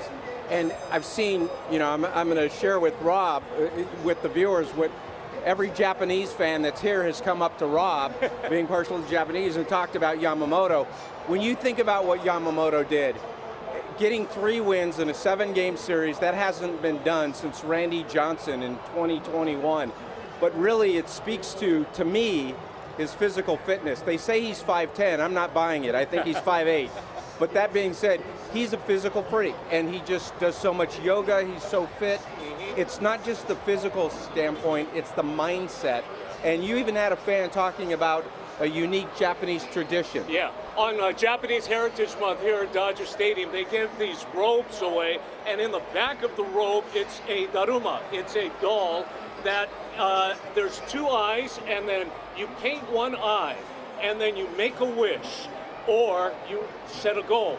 And at the end, when the goal or that wish comes true, or that goal is accomplished, you paint the other eye, and that's what all the Japanese Americans who did, or even Japanese nationals who came from Japan, that's what they're doing. They're painting the second eye. As the accomplishment is complete, the dream has come true, the wish has come true. Well, I'll tell you, the other thing that I've seen a good theme with is Mark Brown said his son's here. And that's great, because, dare I say, don't let school get in the way of your education. This is very educating today. This is a part of sports history. This is a part of Los Angeles history, what has unfolded in seeing back-to-back World Series titles, and just the elation of fans. Yeah. And every fan that's come up to us, I kind of have this question, how were your nerves with 2 outs? And everyone's like, that took 10 years off my life. And just the excitement. And one lady says, it's surprising that I have any nails left. Fans just outside our window are screaming right now. I mean, it is just, it's so refreshing to see, in a world that is so divided right now, so much togetherness. You know, back in July, the Dodgers went through the worst spell of their season. They were the worst team when it came to scoring runs in an entire month. And that lead in the National League West dwindled down to 1 game over the Padres. So these fans have been through a roller coaster ride, and then at the end, they're treated to a World Series that probably, like you said, like they mentioned, took 10 years off their lives, but it was just an accomplishment that really brought the entire city together. And this team, like Dave Roberts said, this was an entire team effort. Yeah. Each and every one of those players on that team contributed for the 162 games and throughout the playoffs. As we continue to take a look at the players on the double-decker buses, I noticed Kike Hernandez. Not sure if you guys already mentioned the fact that it's not Kershaw that doesn't have a shirt on, it's Kike Hernandez that doesn't have a shirt on. And of course, this postseason, he passed Justin Turner for most postseason appearances in Dodger history. Think about that. Kike Hernandez, who has become sort of Mr. October when it comes to producing when it matters the most. And you think about all the things, and when you bring up Kike, one of the things that jumps out at me is Miguel Rojas. We talked in great length about what he did. But to see Andy Pages come in for defensive reasons, and they're playing in, the outfield's playing in that game because they need to cut off the run. The ball gets hit over their head. If that gets over their head, we're not standing here doing a parade. And then here comes, Miguel Rojas, Andy Pages, who would come in for defensive reasons and sprints, and it was like a scene out of the Bad News Bears, like the big strong guy's just gonna get it. And Kike's running backwards, like he's Willie Mays trying to make the catch, and he says he felt like he got slam dunked on. and he went down to the ground, he goes, because he thought they lost. Right. And no, it was instead they won, and that's what makes this celebration every bit as exciting. And the Andy Pages move, obviously Dave Roberts pushing all the right buttons in this World Series, so give him a lot of credit. He definitely is going to be in the Hall of Fame one day. Let's send it back to you guys. All right, Kurt and Rob, thank you so much for that insight and also your coverage throughout this World Series. I know the team has to be tired and exhausted, and our team as well. Not only those guys, but just our team of reporters that has done a phenomenal job. A lot of our team going to Toronto to cover the games and then coming back home to help us cover the parade today. So just a shout out to the ABC7 team as well. Yeah, they've gone days without sleep. Yeah. They have literally gone days without sleeping at all, between the travel, between covering, between being on all these, doing live reports for all the shows. Just a superb job from our entire sports team, Rob and Kurt and the rest of the folks who are a part of your support team. Great job, all of you. As we continue our live team coverage, Annabelle Munoz has been down there on the parade route. Sometimes her signal gets a little interrupted by the tall buildings and whatnot, but we're going to try to get to Annabelle now and see if she can hear us and we can hear her. Annabelle. Mark, I really hope that you don't lose this picture because it is an electrifying scene here at 7th and Figueroa. Those double-decker buses just turning the corner on Figueroa from 7th Street. I think it was Dave Roberts who was holding the World Series trophy and pointing at the crowd. Right now, I'm going to let you listen in.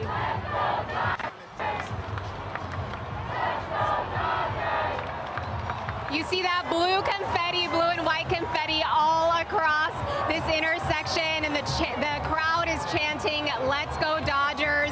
Everyone around me has a cell phone held up to try and get a shot of the players, to try and get a shot of this celebration. I mean, it's really hard to put into words just how much energy there is here, how much anticipation was building for these double-decker buses to get here and for this World Series celebration, this parade. Second year in a row, and I got to tell you, I was here last year. It was a fantastic environment, but it seems like there's a larger crowd this year. We know the parade route is longer as well, and you can really feel just the excitement, the joy, the many emotions that people are feeling after watching these 7 games. Last year it was 5, this year it was 7, and it really was never clear if they were going to clinch this World Series title, but certainly Dodgers fans who have stuck with them for days, and especially during the last several years, they really held on to faith that they'd make it, and here they are in downtown Los Angeles celebrating this moment. You heard it. Let's go Dodgers. Can I have your name, sir? Yeah, my name is Elmer. Elmer. I have Elmer here with me, who has been patiently waiting for this moment for the buses to come by. Elmer, how are you feeling? Very fine. I'm very glad that we become part of this very momentous celebration. What did you think about this World Series? How did you feel during those 7 games? Well, very, what do you call that? We cannot express rightfully. Full of suspense. Suspense. Yes. Yeah. Thank you so much. And Elmer from the Philippines. Thank you so much for taking the time to talk with us. We have fans from all over the world here and, of course, all over Southern California. Thank you so much for your time. I think we're going to take a picture. But we'll send it back to you guys in the studio, and we'll keep checking in with people who just had probably the moment of their lives right now. Woo! Okay. Thank you, Annabelle. Vince wants to be on. We're gonna get to Vince in a little bit. That's my son. He's here. He can't wait to get on. But you know, fans from all over the country, all over the world, and the Dodgers have had a kind of a storied kind of a history with Latinos in Southern California. This area was built in Chavez Ravine. It was an area that was populated by Mexican Americans, and those families were moved out by eminent domain when the Dodgers came out from Brooklyn. That was part of the deal, that they had a place where they were going to build a stadium. It wasn't approved by the people who lived in this area. There was some bad blood. And then over the years, the Dodgers have, between, Fernando Mania kind of turned a corner in terms of Mexican-American fans being really appreciative of this team, and this team in return reciprocating that respect and that love, and to the point where a lot of Latino heritage is celebrated here at Dodger Stadium during the games, during the season. A great reach out to Latinos, and then of course to Japanese, the Japanese American community, and to the nation of Japan itself, by bringing on some of these greatest Japanese heritage players of all time. Yeah, it's a diverse team for sure. Los Dodgers, I know that's, what the team is called here in Southern California, in addition to the LA Dodgers, but just as you mentioned, not only this fan base that is international, but also you've mentioned, and we've spoken about how we have young fans like the 2 young men that Annabelle spoke with, your son, Vince, who's here with us, who's a youngster. And also we have older individuals who have been supporting this team their entire lives. There was somebody we chatted with on the parade route there who was older, saying how his father brought him to these games. So it is just really a generational support for this team that I think makes it so strong and so beautiful in our city. Indeed, and as we're sitting up here in the upper deck outside of the stadium, behind us are the numbers of the famous Dodger players whose numbers were retired. People are in the Hall of Fame. Walter Alston was the owner, Jim Gilliam, Fernando Valenzuela, Roy Campanella, and others. And of course, we would be remiss in not mentioning Jackie Robinson, who was the first African American to play in the major leagues. The Dodgers brought him in. The Dodgers are the reason, the catalyst for the integration of Major League Baseball and sending it to that next level, because a lot of the Negro League players, some of the best players in the country at the time, were in the Negro Leagues, could not play in the Major Leagues. Jackie Robinson, of course, breaking the color barrier, and black players being allowed to play in Major League Baseball, and the Dodgers were were integral in that effort, and that has been part of their outreach and part of their appeal to so many different walks of life, to so many people from different parts of the country and around the world. It's the Dodgers that have been kind of this focal point of inclusivity and excellence. And, and it's just a family feeling here at the stadium. And it makes it hard to ignore. I would imagine that people, again, who maybe weren't as interested in baseball before, after seeing not only this World Series, but maybe a little bit of last year's World Series championship as well, there's this renewed interest. And so I'm sure we will just see many more fans start to support this team. I was actually out at the mall, the Glendale Galleria yesterday, and there was a line literally stretched down the entire mall for the Dodgers Clubhouse store, which is one of the stores that sells Dodgers gear. I have never seen that store so packed, but people were literally lined up down the the mall walkway to get their hands on Dodgers gear. And my first thought is, maybe these are new fans. Maybe these are people that don't have any Dodgers gear yet because they're just now getting to know this team in that way. But we love to see it. As Mark Cota-Robles mentioned, maybe a bandwagon fan, some might call it, but get on. Why not? The more the merrier. It's a big bandwagon. It's a big group of buses heading through downtown LA, and there's plenty of room. Hop right on that Dodger bandwagon. Nothing like championships to bring people on and make people understand and feel the love of this team that has made itself LA's team. I mean, you look out across the sea of fans, and Leo Stallworth put it quite well in terms of people from all walks of life who have come here and become fans of the Dodgers, and who some of them lifelong, some of them multi-generational, as we have seen here, that fathers and sons and grandfathers and grandsons and grandmothers, everybody out here.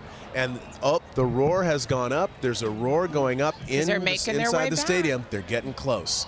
They're leaving the parade route, as you see. The first couple of buses are on the freeway heading here toward Dodger Stadium, and people there are getting you hear it? Yep. As the people inside the stadium they're watching a big screen so they can see the buses making their way back here. They'll be here in minutes, I would imagine. We do want to get to Scott Reif in Air 7, who's got a picture of us as these double-deckers make their way down the freeway. Scott? Yeah, those are the last two, and I'm going to tell you, this is probably the largest crowd we've ever seen in Los Angeles for any sporting parade. Maybe not the largest crowd ever in downtown because the protests were bigger. But as far as how many people came out, I think this is the largest crowd we've ever had for any type of parade like this after a championship has been won. There's no question. We're at the very end now of the route with the parade here, and now you can see the buses are getting on the 110 freeway. They shut down the 110. They shut down the 101 freeway in both directions. That's going to be closed. But look at all the people lined up on the street. And now the challenging part, you couldn't go to the parade and then also go to the rally at Dodger Stadium. The rally at Dodger Stadium is already sold out, and people have filled in there. The parking lot is full. But now the disbursement of this huge crowd, maybe as many as 250,000, certainly hundreds of thousands of people, and the LAPD is trying to get them to just leave peacefully and try and get out. But you can tell it's a mass exodus right now, and still a lot of people are hanging around. It's hard to say if the LAPD will put out a dispersion notice of some type at some point, because right now all the streets in downtown Los Angeles are blocked. So don't head to downtown LA. But certainly it was a perfect day. So far everything has gone perfectly. We have any problems that we have noticed on the entire parade. All of the buses now are on the 110 freeway headed northbound. They're headed up to Dodger Stadium for the rally, and it really is quite remarkable how many people turned out. It really, really is. Like I mentioned earlier, I think it's the largest crowd we've ever had for a parade in Los Angeles, and we've been fortunate. We've had quite a few. Indeed, and it is so good to see so many people coming out with such a great vibe of love and excitement. A lot of kids along the parade route, I noticed. A lot of kids being kept out of school. Among them is a guy named Vince Brown. We found him randomly here. He's a fourth grader who is not in class today. Vince, what do you think so far? What you're seeing? Right. Well, I'm seeing what is really great because I love the Dodgers. They're my favorite baseball team ever, and it's so cool to see them win back-to-back World Series. Yeah. Who do you really want to see when they finally get here? I really want to see Shohei Ohtani. What's so special about Shohei? Shohei is one of my favorite players, and he's hit 50 home runs and 50 steals, more than that actually. And it would just be so crazy to meet him, and I could tell all my friends. Yeah. So here's the deal. We were at home watching all those games. We watched the 18-inning game. You went to sleep before the Dodgers won that one. What about the night they won the series? What was the atmosphere like at home? We had a bunch of people over, right? Well, yeah. Since it was one of my cousin's baby shower, it was crazy. So, what did everybody do when that final out was made? Once the final out was made, everyone was basically just jumping around and screaming, and I did backflips on the couch because like I just love to do that when I'm excited. You do, and our couch has some wear and tear because of that. A lot to be excited about this time, huh? Yeah. Yeah. Now show everybody your hat. What hat is this? Well, so this is a Jackie Robinson hat, 42, right here. What's so special about Jackie Robinson? Why do you like him? I love him so much because he inspired black people to play baseball, and he was the first black person to hit a home run. Well, to play in the major league. Play in the major league. Sorry. Yeah. So, and you're a player yourself. Yes. Yeah. And how'd you do this weekend? We're gonna brag a little bit here, okay, y'all? How'd you do this weekend on Sunday? I did really good. I hit 2 doubles and almost hit a triple. Yeah. Did pretty. You hit some bombs and you pitched. And I pitched. Who do you know who also hits bombs and pitches? Shohei Ohtani. So what he's not saying is that Vince will be playing in this stadium at some point, sometime in the near future. We're going to manifest it. That is the plan. That is the plan. All right, Vincey. Well, thanks for joining us for your analysis. Great job. And okay, so let me just ask you, was it worth being out of school today to come here, or would you rather be at school right now? I'd definitely rather be here because, number one, I would have had homework today, and I hate homework. Number 2, once the Dodgers come back, I might be able to meet some players. Well, dude, this is exciting. And congratulations on being able to be here. Thank you. And on no homework. But you probably will, because we're going to call your teachers and get it. So. No, please don't. Oh, yeah. Sorry, buddy. Thanks, Vince. Great job. Love Vince. It's been great hanging out with him all morning long, too, as we continue our parade coverage here. We're going to take a quick break, but we'll be right back live from Dodger Stadium. Hey, Vince.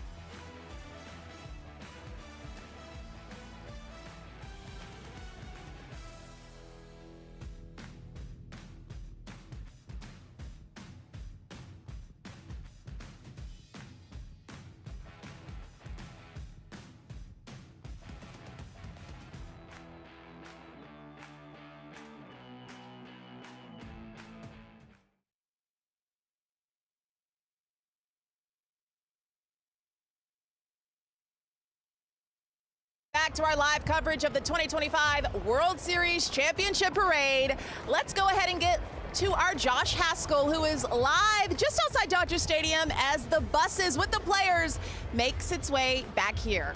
Josh? Yeah, this just represents the energy right now in this part of downtown LA. Everyone has had their phone out the last hour watching Channel 7, and now the buses are coming here. They're not even going to the ticketed event. We're here with Matt, our buddy here. Tell us why you're out here today. You're not even going to the ticketed event. You just want to be here to celebrate. Just here to represent LA, represent the win. It's our second win in a row. And I wish my dad was here to experience this, but I got to be here for him. And you know what it is, though, we here. Mark and Michelle, just take a look at how many people are out here. The ticketed event is completely sold out. Tickets went very quickly. Everyone out here tells me that they tried to get tickets. I'm hearing a lot of stories of people who couldn't get here last year. They're here this year. And Mark, I gotta tell you, at that commercial break, I have a feeling you might have taken a phone call from Vince's teacher. You're making every dad out here who has a little leaguer, including myself, jealous that we didn't bring our kids out here, because this is a family event. Look at the sign up there. People are just camped out. Everyone took off work. Everyone seems to not have gone to school today. How are you feeling, and why did you feel like you had to be here? Why did you have to be here? She lost her voice. Born and raised, let's go Dodgers! What about you, sir? I love your shirt. Tell us why you're out here today. I had to come out, represent our community. We love LA. This is a representation of all of us. Bat to bag. We're gonna do it again next year, baby. Let's go. Let's go. Let's go. And if you couldn't tell, we're outside the stadium. We're at Stadium Way in Vince Scully Avenue. These folks tried to get tickets, they couldn't. So we're gonna just hang out here and watch Channel 7. We'll send it back to you. You know, it's a good place to watch the festivities, Josh. Thank you.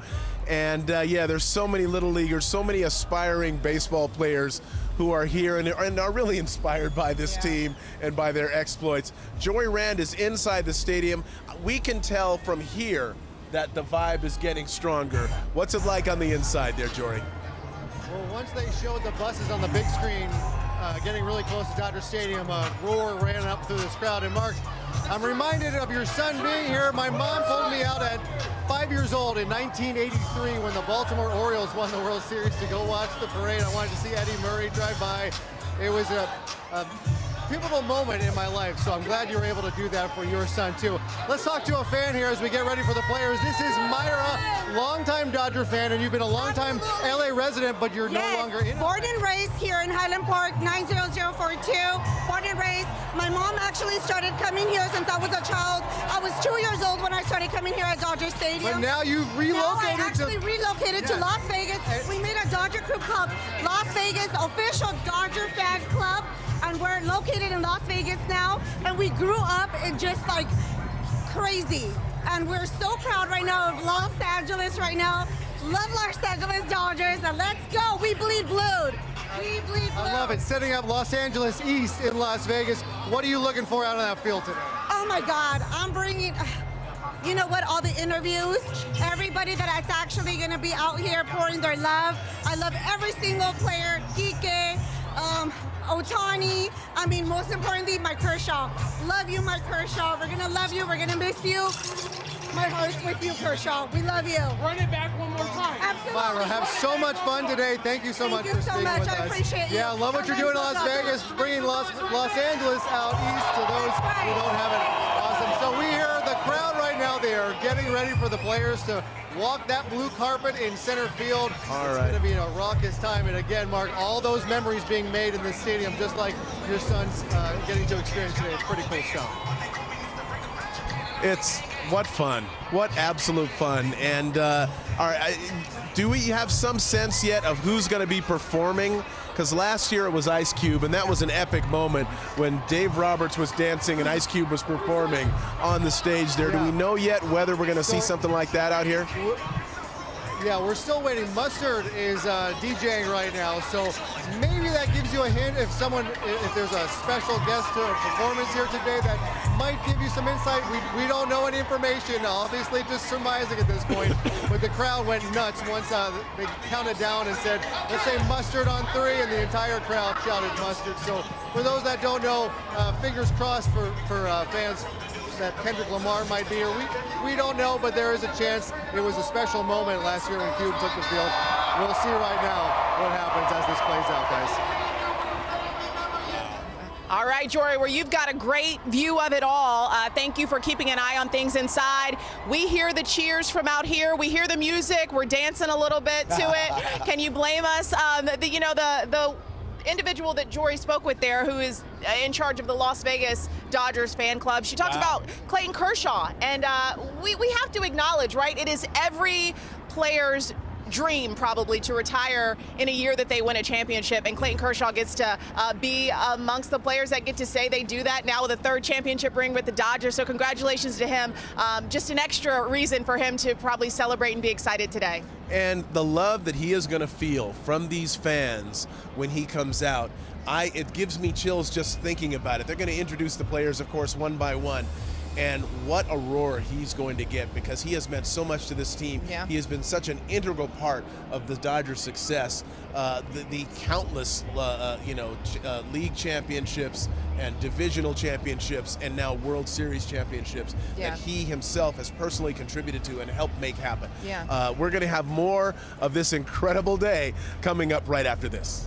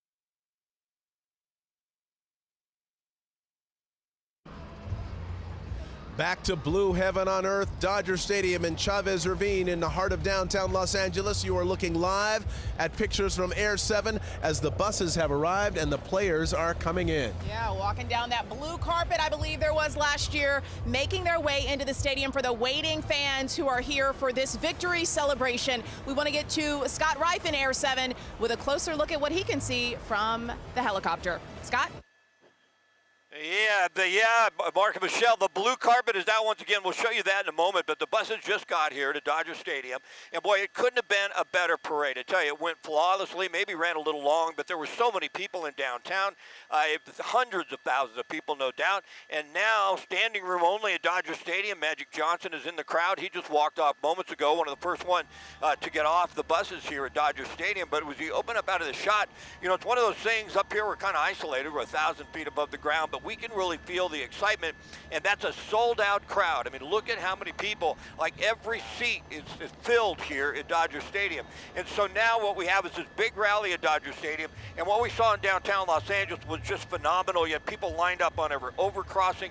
You had about 1.5 miles on the route. It was standing room only on both sides of Grand, all the way along the entire route. So as far as how many people, definitely hundreds of thousands of people. They're dispersing now, but it went flawlessly. We heard of no incidences whatsoever. It went absolutely perfect, and now in a few moments the rally will start. So boy, it certainly is an exciting day for us. Back to back, and could it be back to back to back?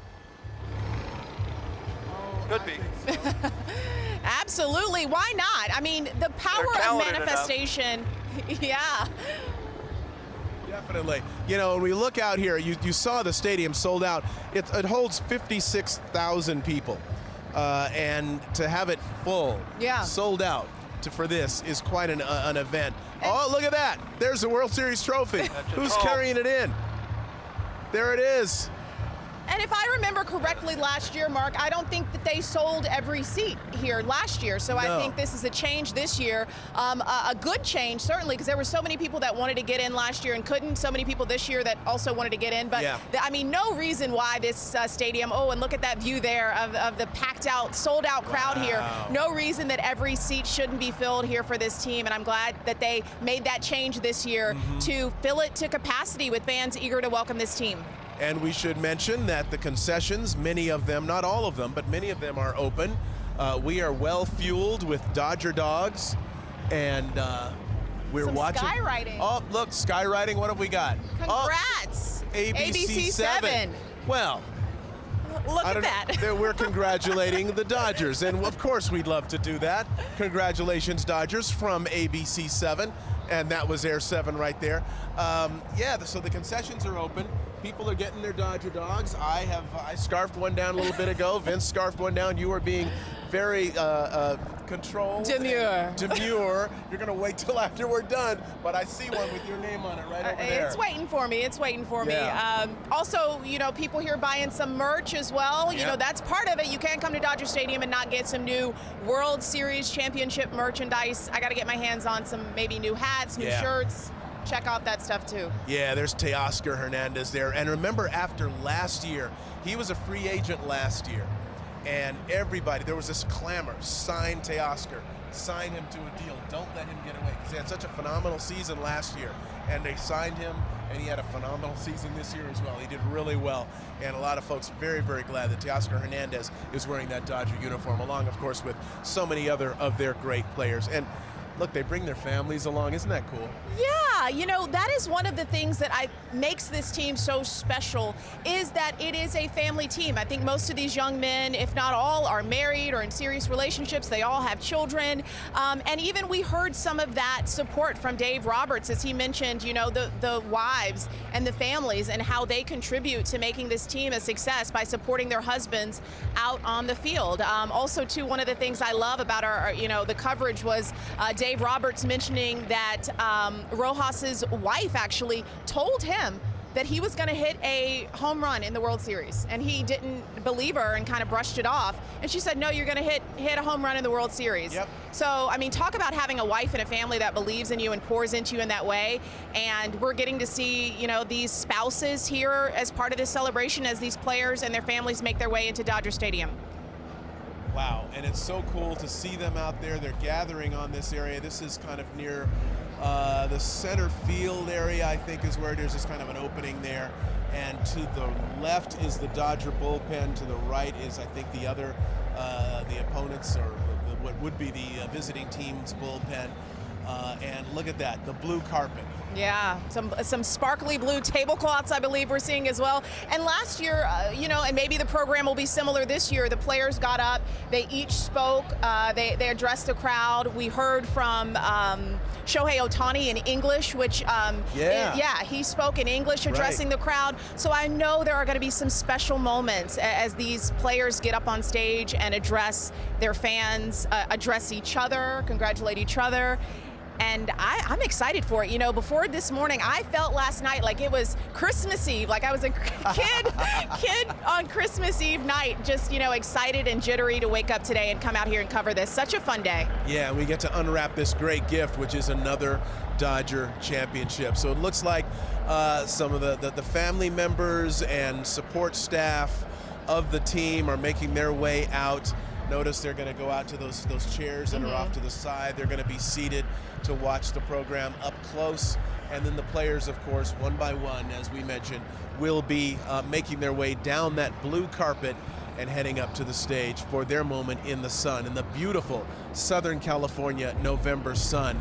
It's probably about 75 degrees out here right now. Hazy sunshine in Southern California. Just another reason to love it here is the weather's perfect even in November. Yes, it was a little bit overcast this morning, and I think that kind of limited.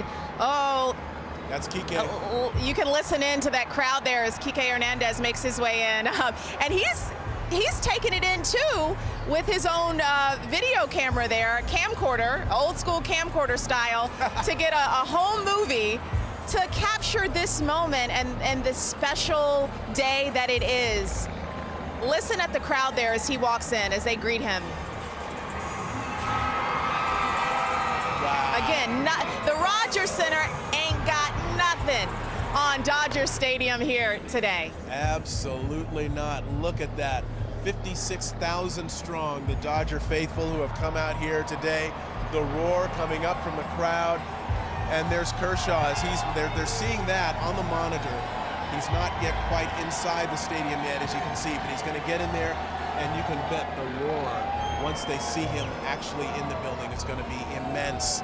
Absolutely immense and well earned. Yeah, and we're hearing it in our ear in our IFB, and then we also hear it behind us in the stadium as well. So we're getting kind of a double dose of this excitement and electricity as they come through the gates. And the families are making their way now out to the viewing area.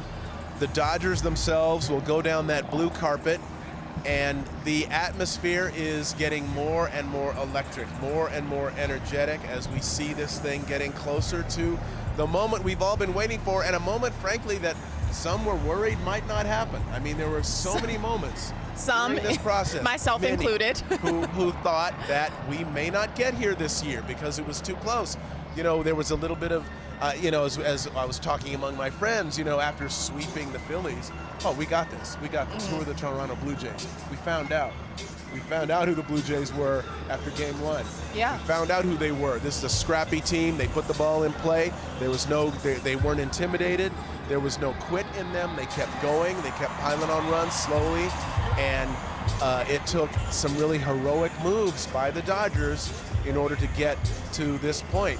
Luckily, there were some heroes there on that team that stepped up and delivered when it was time to do it. Yeah, the Blue Jays, just an incredible team. I mean, they certainly deserve to be in the World Series. Shohei Ohtani there, or I believe that's who that was. There's Kike again with his home movie. You know, but the Blue Jays, as we were saying, I mean, they certainly deserve to be in the place that they were. I'm glad that we're on the other side of this, and we're not saying, you know, that they won, but they gave us a good series, and they were tenacious as well. They proved that they're a great baseball organization, and I'm sure the same way we've been talking about how new fans have been born for the Dodgers, there are probably new people in Canada too who are now have their eyes open to their team and the excitement of having a really good team in Canada as well. Absolutely. They were 2 outs away from winning it all. They were 2 outs away from winning the whole series. And you could even hear the announcers on the TV coverage starting to tell the stories as if it was already a done deal, talking about different Toronto players and how this one came from this background and this one lived here, and how they were, you know, some of the things that got them to where they were, as if to prepare everybody for the Toronto victory, which ended up not happening. They had to switch gears really fast and talk about this Dodger team, this epic Los Angeles Dodger squad. It's that not really over showed till it's everybody what over. they're made So, of. and we earned it. I mean, just the word that comes to mind is just tenacity and just this unwavering commitment to getting the job done. And I have to think that at points, you know, they look over to their teammate Clayton Kershaw and they're like, you know, we got to get it done for Kersh. We got to bring this home for him. We're not going to give up. There he goes, right on cue. There's the roar. Listen.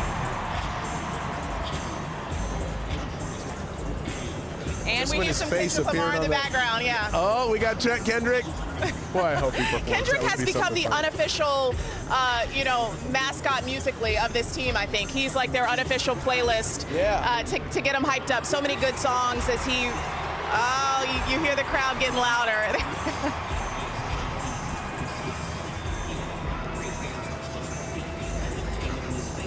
What a great day it is. I love these shots. I believe maybe these are drone images that are going over the crowd here. And Dave Roberts. It just, you can feel in the images the energy inside. You can hear it, obviously, but as that camera just sweeps across the crowd there, you can see and feel the excitement and the energy that is packing out Dodger Stadium right now for this team. And I think we're getting started. Yep. All right. Are you ready to get this celebration started listen in. earnest?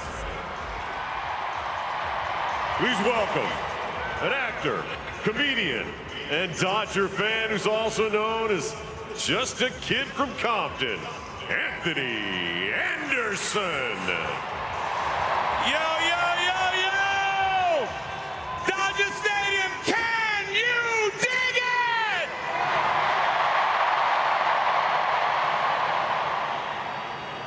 What they talking about in Toronto right now? What they talking about? They talking about nothing. They talking about nothing. What a glorious day it is today. I stood on this stage March 28th when we were handing out the World Series rings to the 2024 Los Angeles World Champion Dodgers. And I stand here today, and it is my honor to welcome to the stadium the first Dodger in the long esteemed history of the franchise to win back-to-back championships.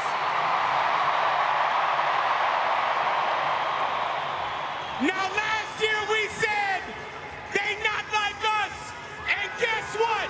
They still not like us.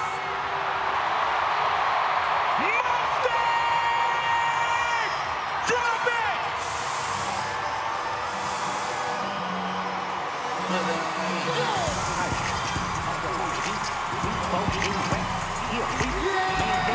Let's hear it for the 2025 back-to-back World Series champions, the Los Angeles Dodgers! Can you dig it?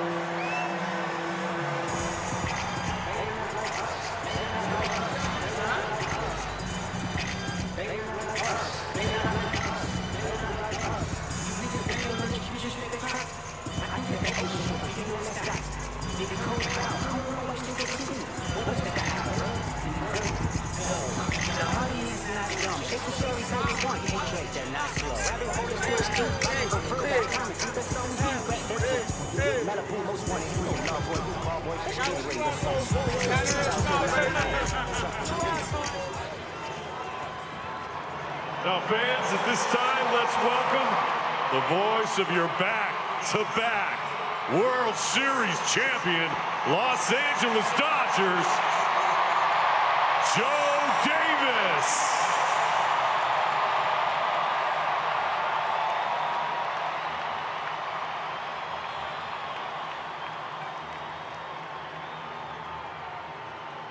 I still have Joe's mic. Is he going to the podium?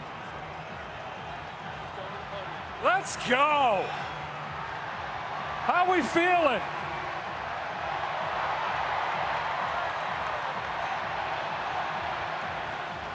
I told you guys last year to start the party. You're really good at that. It was looking like, look, we knew there was going to be a parade. We knew there was going to be a party somewhere today. For a while there, though, it was looking like it might be in Canada. And that was not going to be good. No. But then, Yoshinobu Yamamoto happened.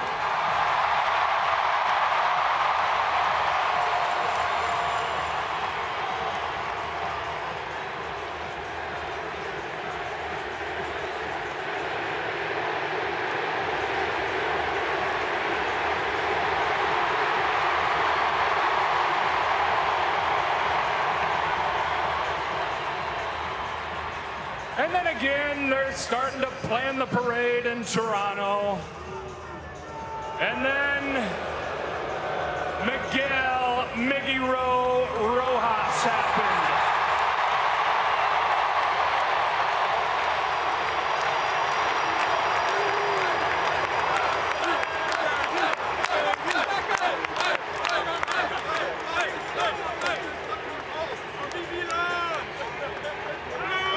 And then that babyface killer did it again. Will Smith happened.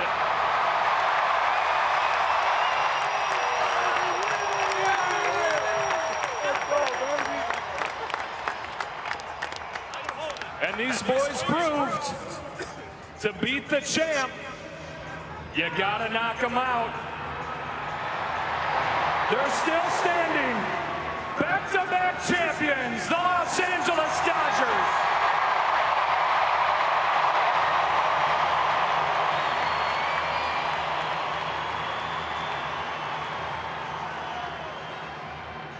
We got 2 tables, but only 1 trophy.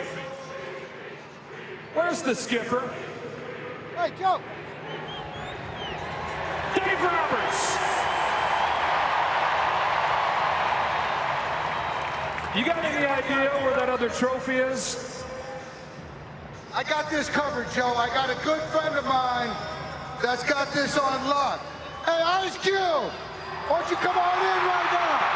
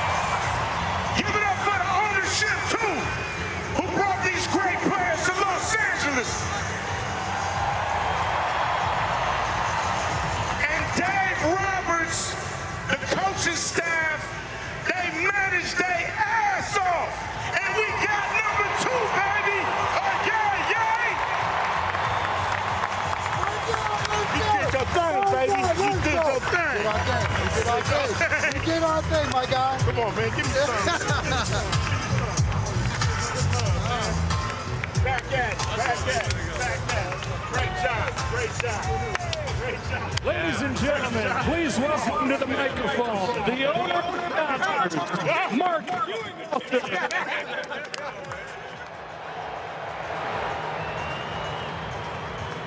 I can't tell you what this is like. People out in the parade, all of you here, you're the greatest fans in the world. You really are.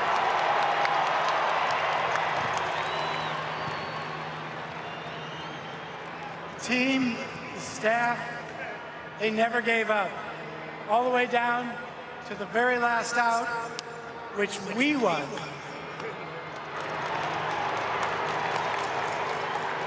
And so all I have to say to you is we'll be back next year.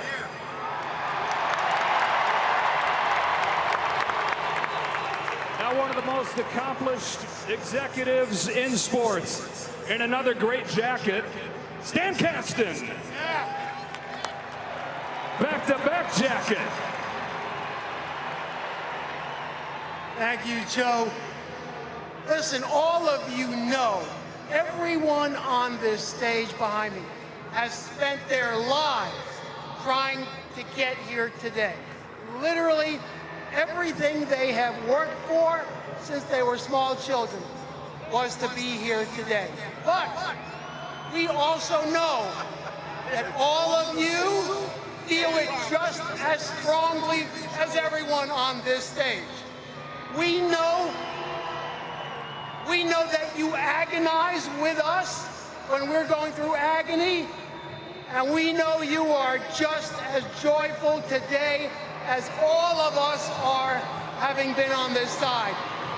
So to all of you here today, to the 4 million people who came to our stadium this year, to the millions and millions of Dodger fans across the country and around the world, thank you, thank you, thank you. Without your support, none of this could have happened. Thank you all for coming.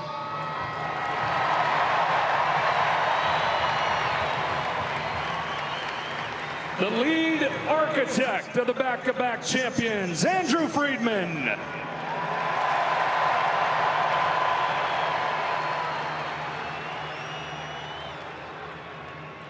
Your Los Angeles Dodgers are back-to-back World Series champions.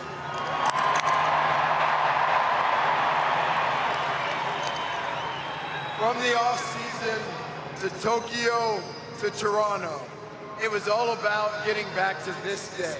The parade, sharing this moment with our incredible fans was what fueled us to get here.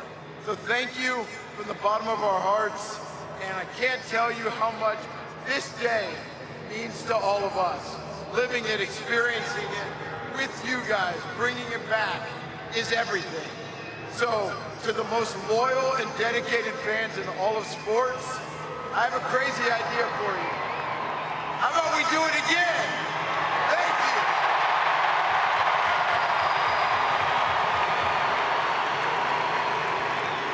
Thank you. His right-hand man, the general manager, Brandon Gomes. We can't thank you guys enough. This is a true organizational effort from scouting, player development, R&D, front office, coaching staff, such a tightly knit group, and all working so hard each and every day. This is the best group of teammates I've ever been around in my life. And the one thing that I know is beautiful about today, on top of all other things, is we get to honor the GOAT, Clayton Kershaw, the greatest competitor we'll ever see.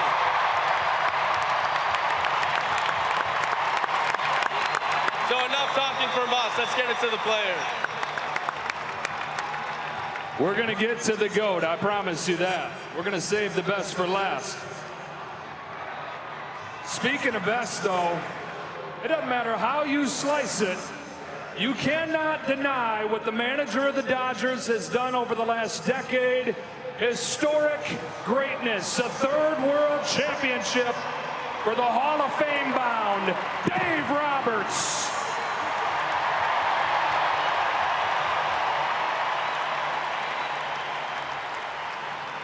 All right, I can't talk about ruining anything today, guys. I'm sorry to disappoint. But we talked last year about running it back, and before I get to that, a word stuck out really to me after we won Game 7, the word mirror. And the reason I bring this word up is because every time we take the field, our players look in the mirror, and what we see is you guys. We see toughness. We see passion. We see perseverance. Yeah, we like good weather too. But I'll tell you right now, this group of guys right now was never going to be denied to bring this city another championship.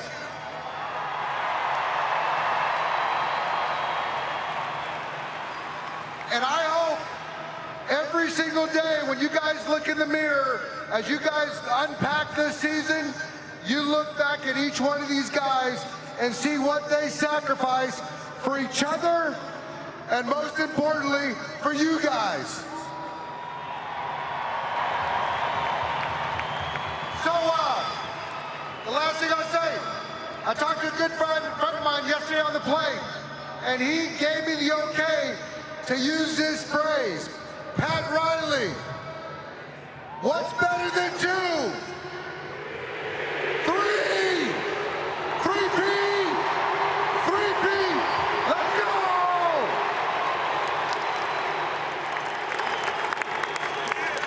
Who's ready to hear from some of your players? Throughout baseball history, there are names that we know. Not in every case is that player a perennial all-star, a guy that you know is headed to the Hall of Fame. What they always are somebody who stayed ready for his moment. We haven't seen him in a couple weeks, but he stayed ready for the moment he's been waiting his whole life for.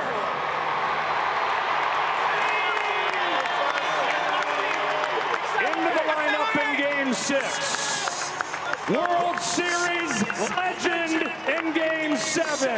A name that'll live forever.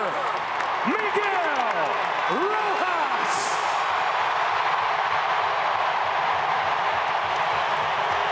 Dodger fans, you deserve this. You pack this place every single day. We play in front of 50,000 people every single night, and you deserve this day. We're back-to-back champions. But it's not about me. It's all about all these guys behind me. We couldn't be here if Freddie don't hit that homer in game number 3. Give it up for him. We couldn't be here. I know we're going to talk about this later. If Yamamoto don't pitch game 2 and throw a complete game, we're not here. And we're not here if Barrett don't catch a ball in center field in extra innings. It's not about me. It's about everybody on this organization doing what they need to do when the name is called, right, Doug? And I got one more thing. And that's the only thing that I want to share with you guys. This guy's birthday today. Rocky. DJ. Can you give me that song?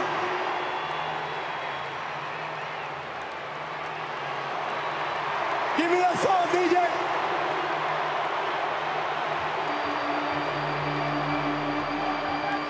No, that song, DJ. No, that song. No, that song.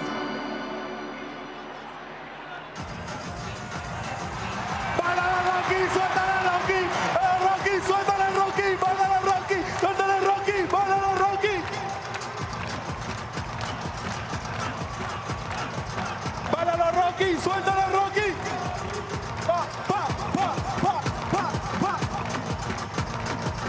Happy birthday, Rocky. Let's go. Happy birthday, Roki Sasaki.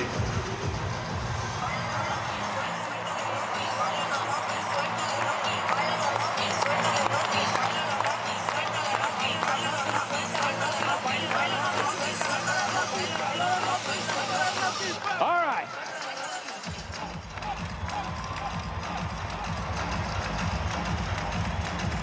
This next guy is the sweetest, baddest man on the planet. He is the tallest 5'10" guy I have ever seen.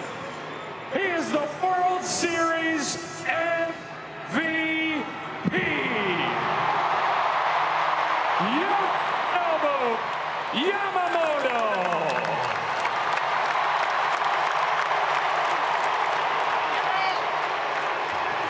Buenas tardes.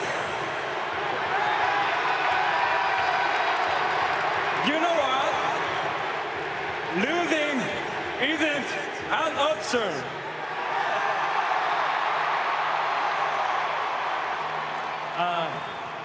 Thank you, my teammates, my coaches, our amazing staff, and all the fans. We did it together.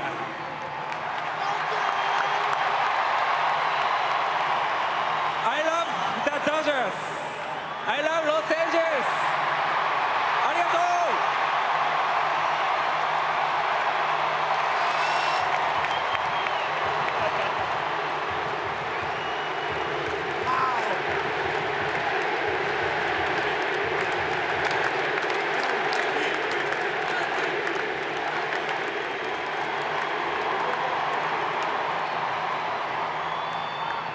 And I promise, what a fitting conclusion, career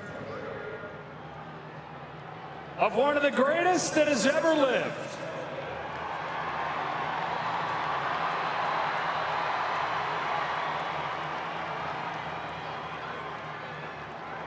Cliffhanger. Using the word greatest is a pretty good segue, though. They said, when is this guy going to get it? When is he World Series? And then when his team needed him the most, was there ever any doubt that this guy would be there, grinding away to find it? And when the moment called for it, Mookie Betts was there to deliver how he always is. The only active player now with a 4th ring, Marcus Slim Betts.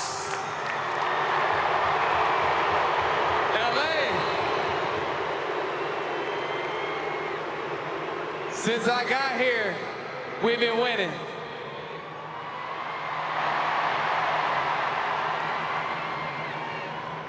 I got 4. Now it's time to fill the hand all the way up, baby. For 5. 3-peat ain't never sounded so sweet. Somebody make that a t-shirt.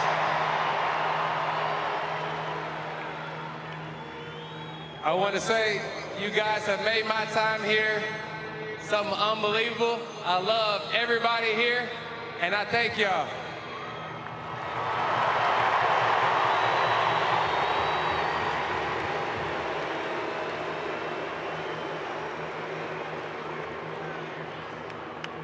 This next guy's trying to avoid eye contact, as if we don't make eye contact, I'm not going to hand him the microphone.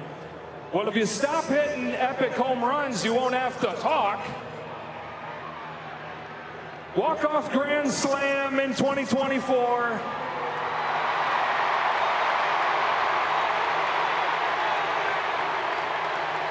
Walk-off home run in the 18th inning of Game 3 in 2025. Freddie Freeman.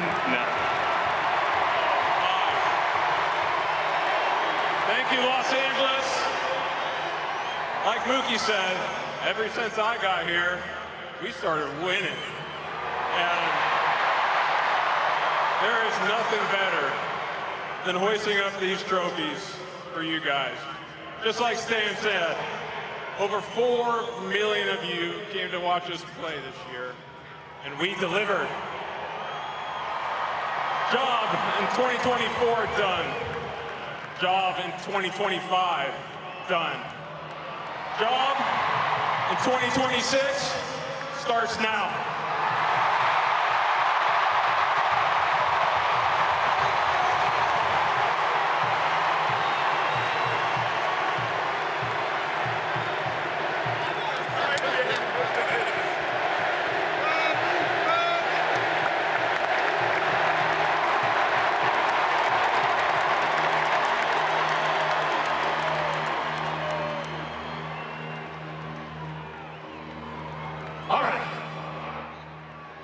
There are certain walk-up songs I know that we all like. We don't dislike any of them, but there are some, when those hit, it's like, oh yeah, something fun's about to happen. Give me that Kike music.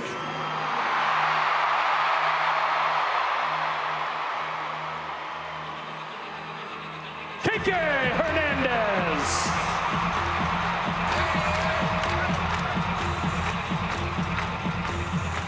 Hello, hello, hello, hello.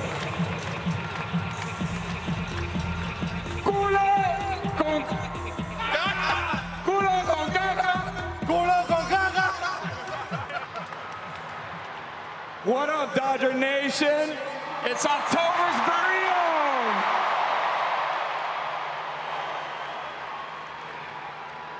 Man, thank you, thank you.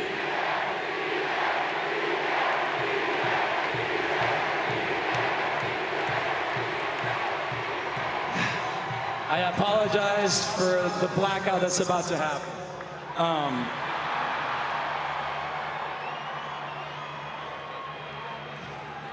Standing here, you know, playing the most games in October for this franchise, for this really big team that has a lot of really big rings. It's a true honor. I love you guys from the bottom of my heart. This past decade for me has been amazing. What else should I say? My teammates have been pretty humble. But I think it's time to talk that shit.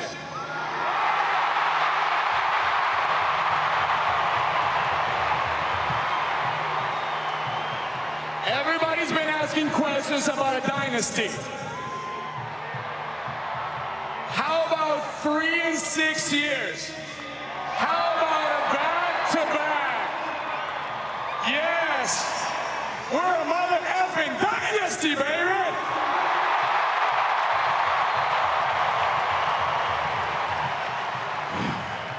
And I want to take this time to apologize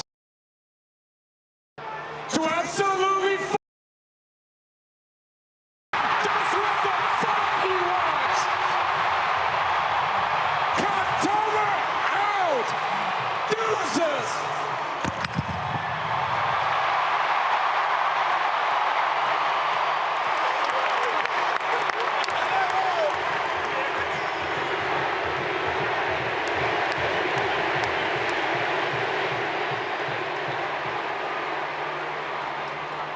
That is not an easy act to follow.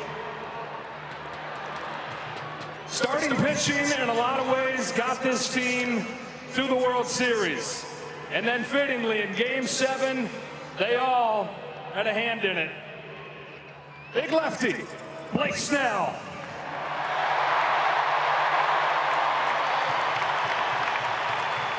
What up, Los Angeles? Y'all made a dream come true for me. I appreciate it. Appreciate the love. Every game. And I'm trying to get used to this. Trying to get used to this. You're gonna see a lot of this. So get used to it. Don't be afraid to do it when you see me pitching. Lock me in. 2 things I wanted to say. I didn't know I was gonna speak. One was hello. The second thing, I've been waiting since we won. I've been wanting to say this for a long time, but it's a parade inside my city, yeah. That's all I got.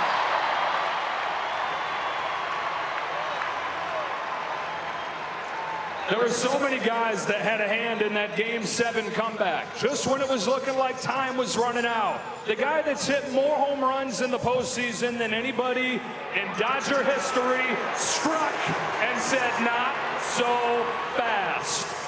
Max Muncy.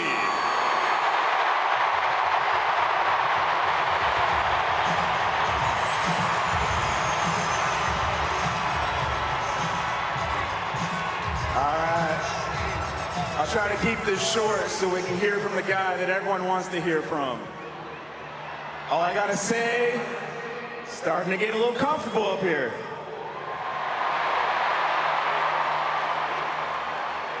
Let's keep it going. As I said last year, best city in the world. We fucking love you guys.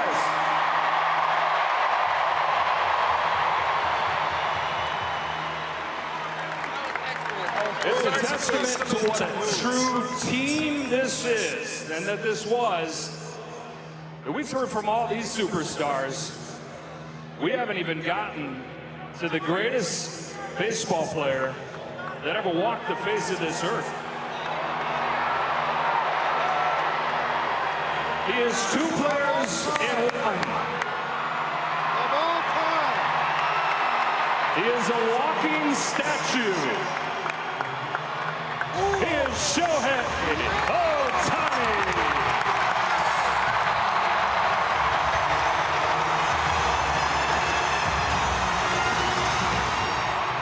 Hello. I want to say that I'm so proud of this team, and then I want to say you guys are the greatest fans in the world. And then I'm ready to get another ring next year. Let's go.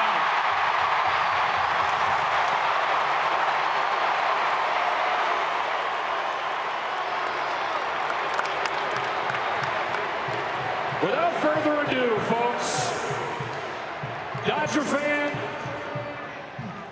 one more time, we have a chance to show this man what he's meant to us, the city, this franchise, to baseball. One more time, number 22, left-hander, Clayton Kershaw.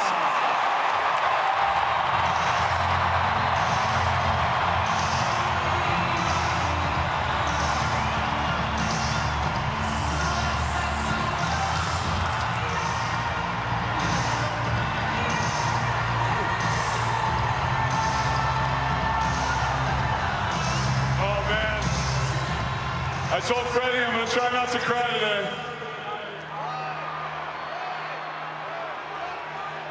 But I don't know if that's going to work. I'll try not to make it weird.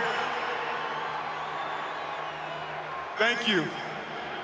Thank you for 18 years. Thank you for showing up and watching us play for the last 18 years. Thank you for being here for me and my family and supporting us. And thank you for all you guys. Thank you, my teammates. You guys are the best in the world. You guys are the best team in the world.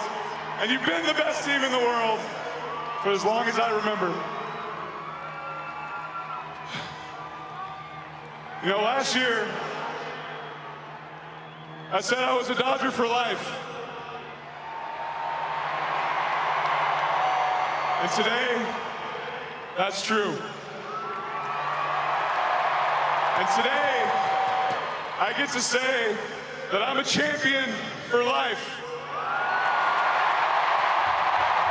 And that's never going away. Oh, hey guys. So thank you for this moment. Thank you to my teammates for this moment. Thank you to this organization for this moment right here. I will remember it for the rest of my life. Thank you to these 5 right here who have grown up and been here for it all. Hey, we love you so much. I'm so thankful for all of you.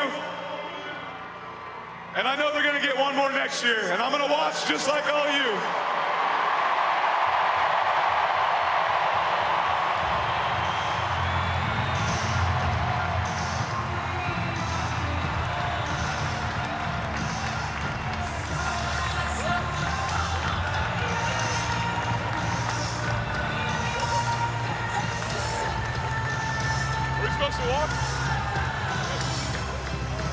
Ladies and gentlemen, one last time today, your back-to-back world champion Los Angeles Dodgers.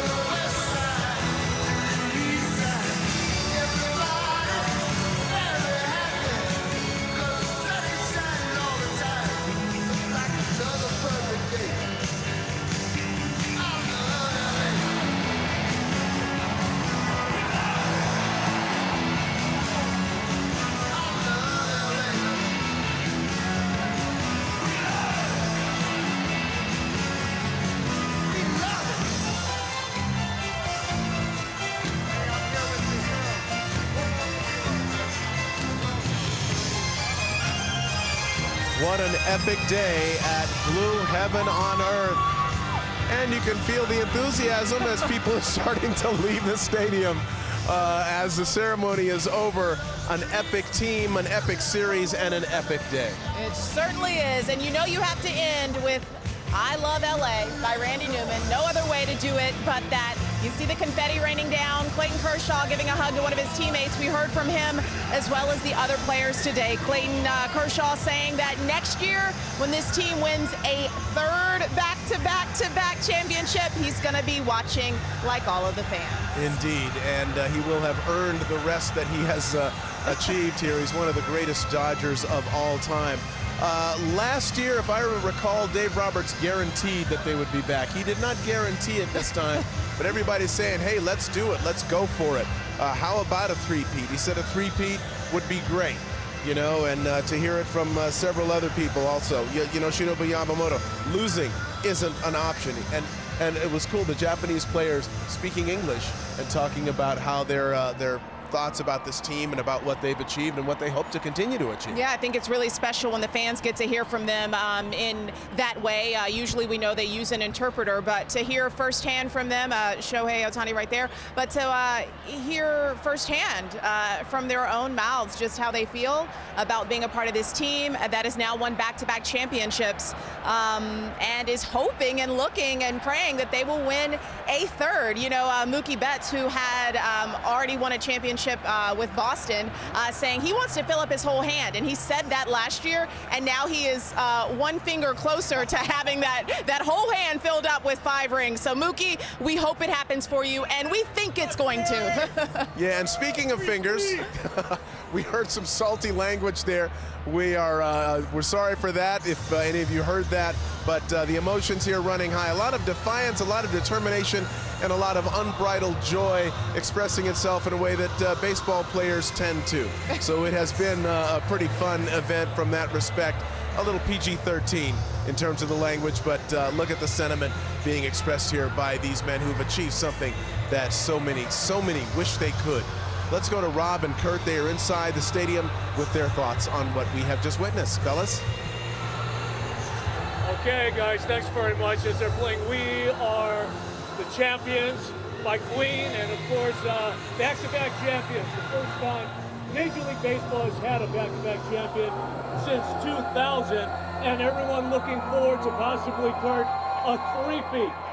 Would it have been something if they had an extra third table up there on the stage? And Freddie Freeman, at the end of his speech, he said 2026 begins today. I love that. And you know what's interesting? Well, first let me just say, I love the fact, when Mark brought it up, I love the fact that Yamamoto and Shohei both spoke English. Yes. They're such respectful men. They don't like to speak English because they don't want to insult Americans. But they did so today because they knew it meant so much. Secondly, you know why I get nervous every time I talk to Kike in the locker room or the clubhouse. You don't know what's going to come out of his mouth. That being said, my ultimate favorite part, people know me, I recorded the whole thing from Clayton Kershaw, not because I knew he might get emotional. I knew it was the end of an era. It's the last time he's going to speak as an official member of the Dodgers. That was so important to me because he's been here 18, you've been here 30, I've been here 26. We watched him grow up in front of this city, and he was not the same happy-go-lucky guy all the time. He was wrapped pretty tight around the axle when he first came here. He's evolved. He's a first ballot Hall of Famer. In 5 years, we'll see him in the Hall of Fame. And what a special thing. This is what players live for, to hear this song playing. And to see it tonight, it was special for me, Rob. Yeah, you know, I mentioned earlier that last year when they were on that stage, he said, I didn't really have anything to do with this because he was hurt. He was injured last season, and everyone was rooting for this team to win another one for him as he announced his retirement. And he's on the stage again after he contributed in this postseason. And to see his family there, every time you think of Clayton Kershaw, I always think of him as a family man. Yep. His kids around him, his wife Ellen. He and his wife Ellen has done so much for charity. So many people have benefited from their foundation. But it's not only their family, it's their love affair as well. You know, they've known each other since they were in elementary school. And I read where when they were freshmen in high school back in Texas, that's when Kershaw asked Ellen, can you be my girlfriend? And they've been together ever since. And you're touching on the Japanese players.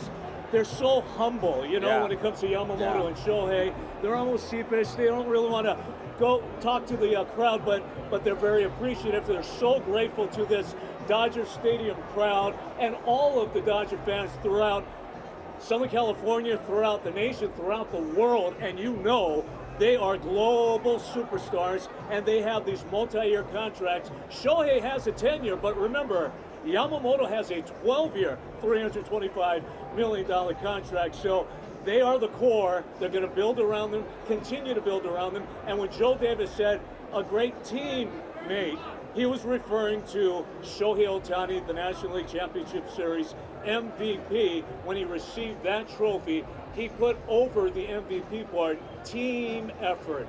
And that's the type of players, and that's the type of people they are. And a lot of these players are like that. Yeah, you know, that's the one thing, you know, most of America, Rob and I were talking about this. I did some research. 93% of America was rooting for the Toronto Blue Jays because of the money spent.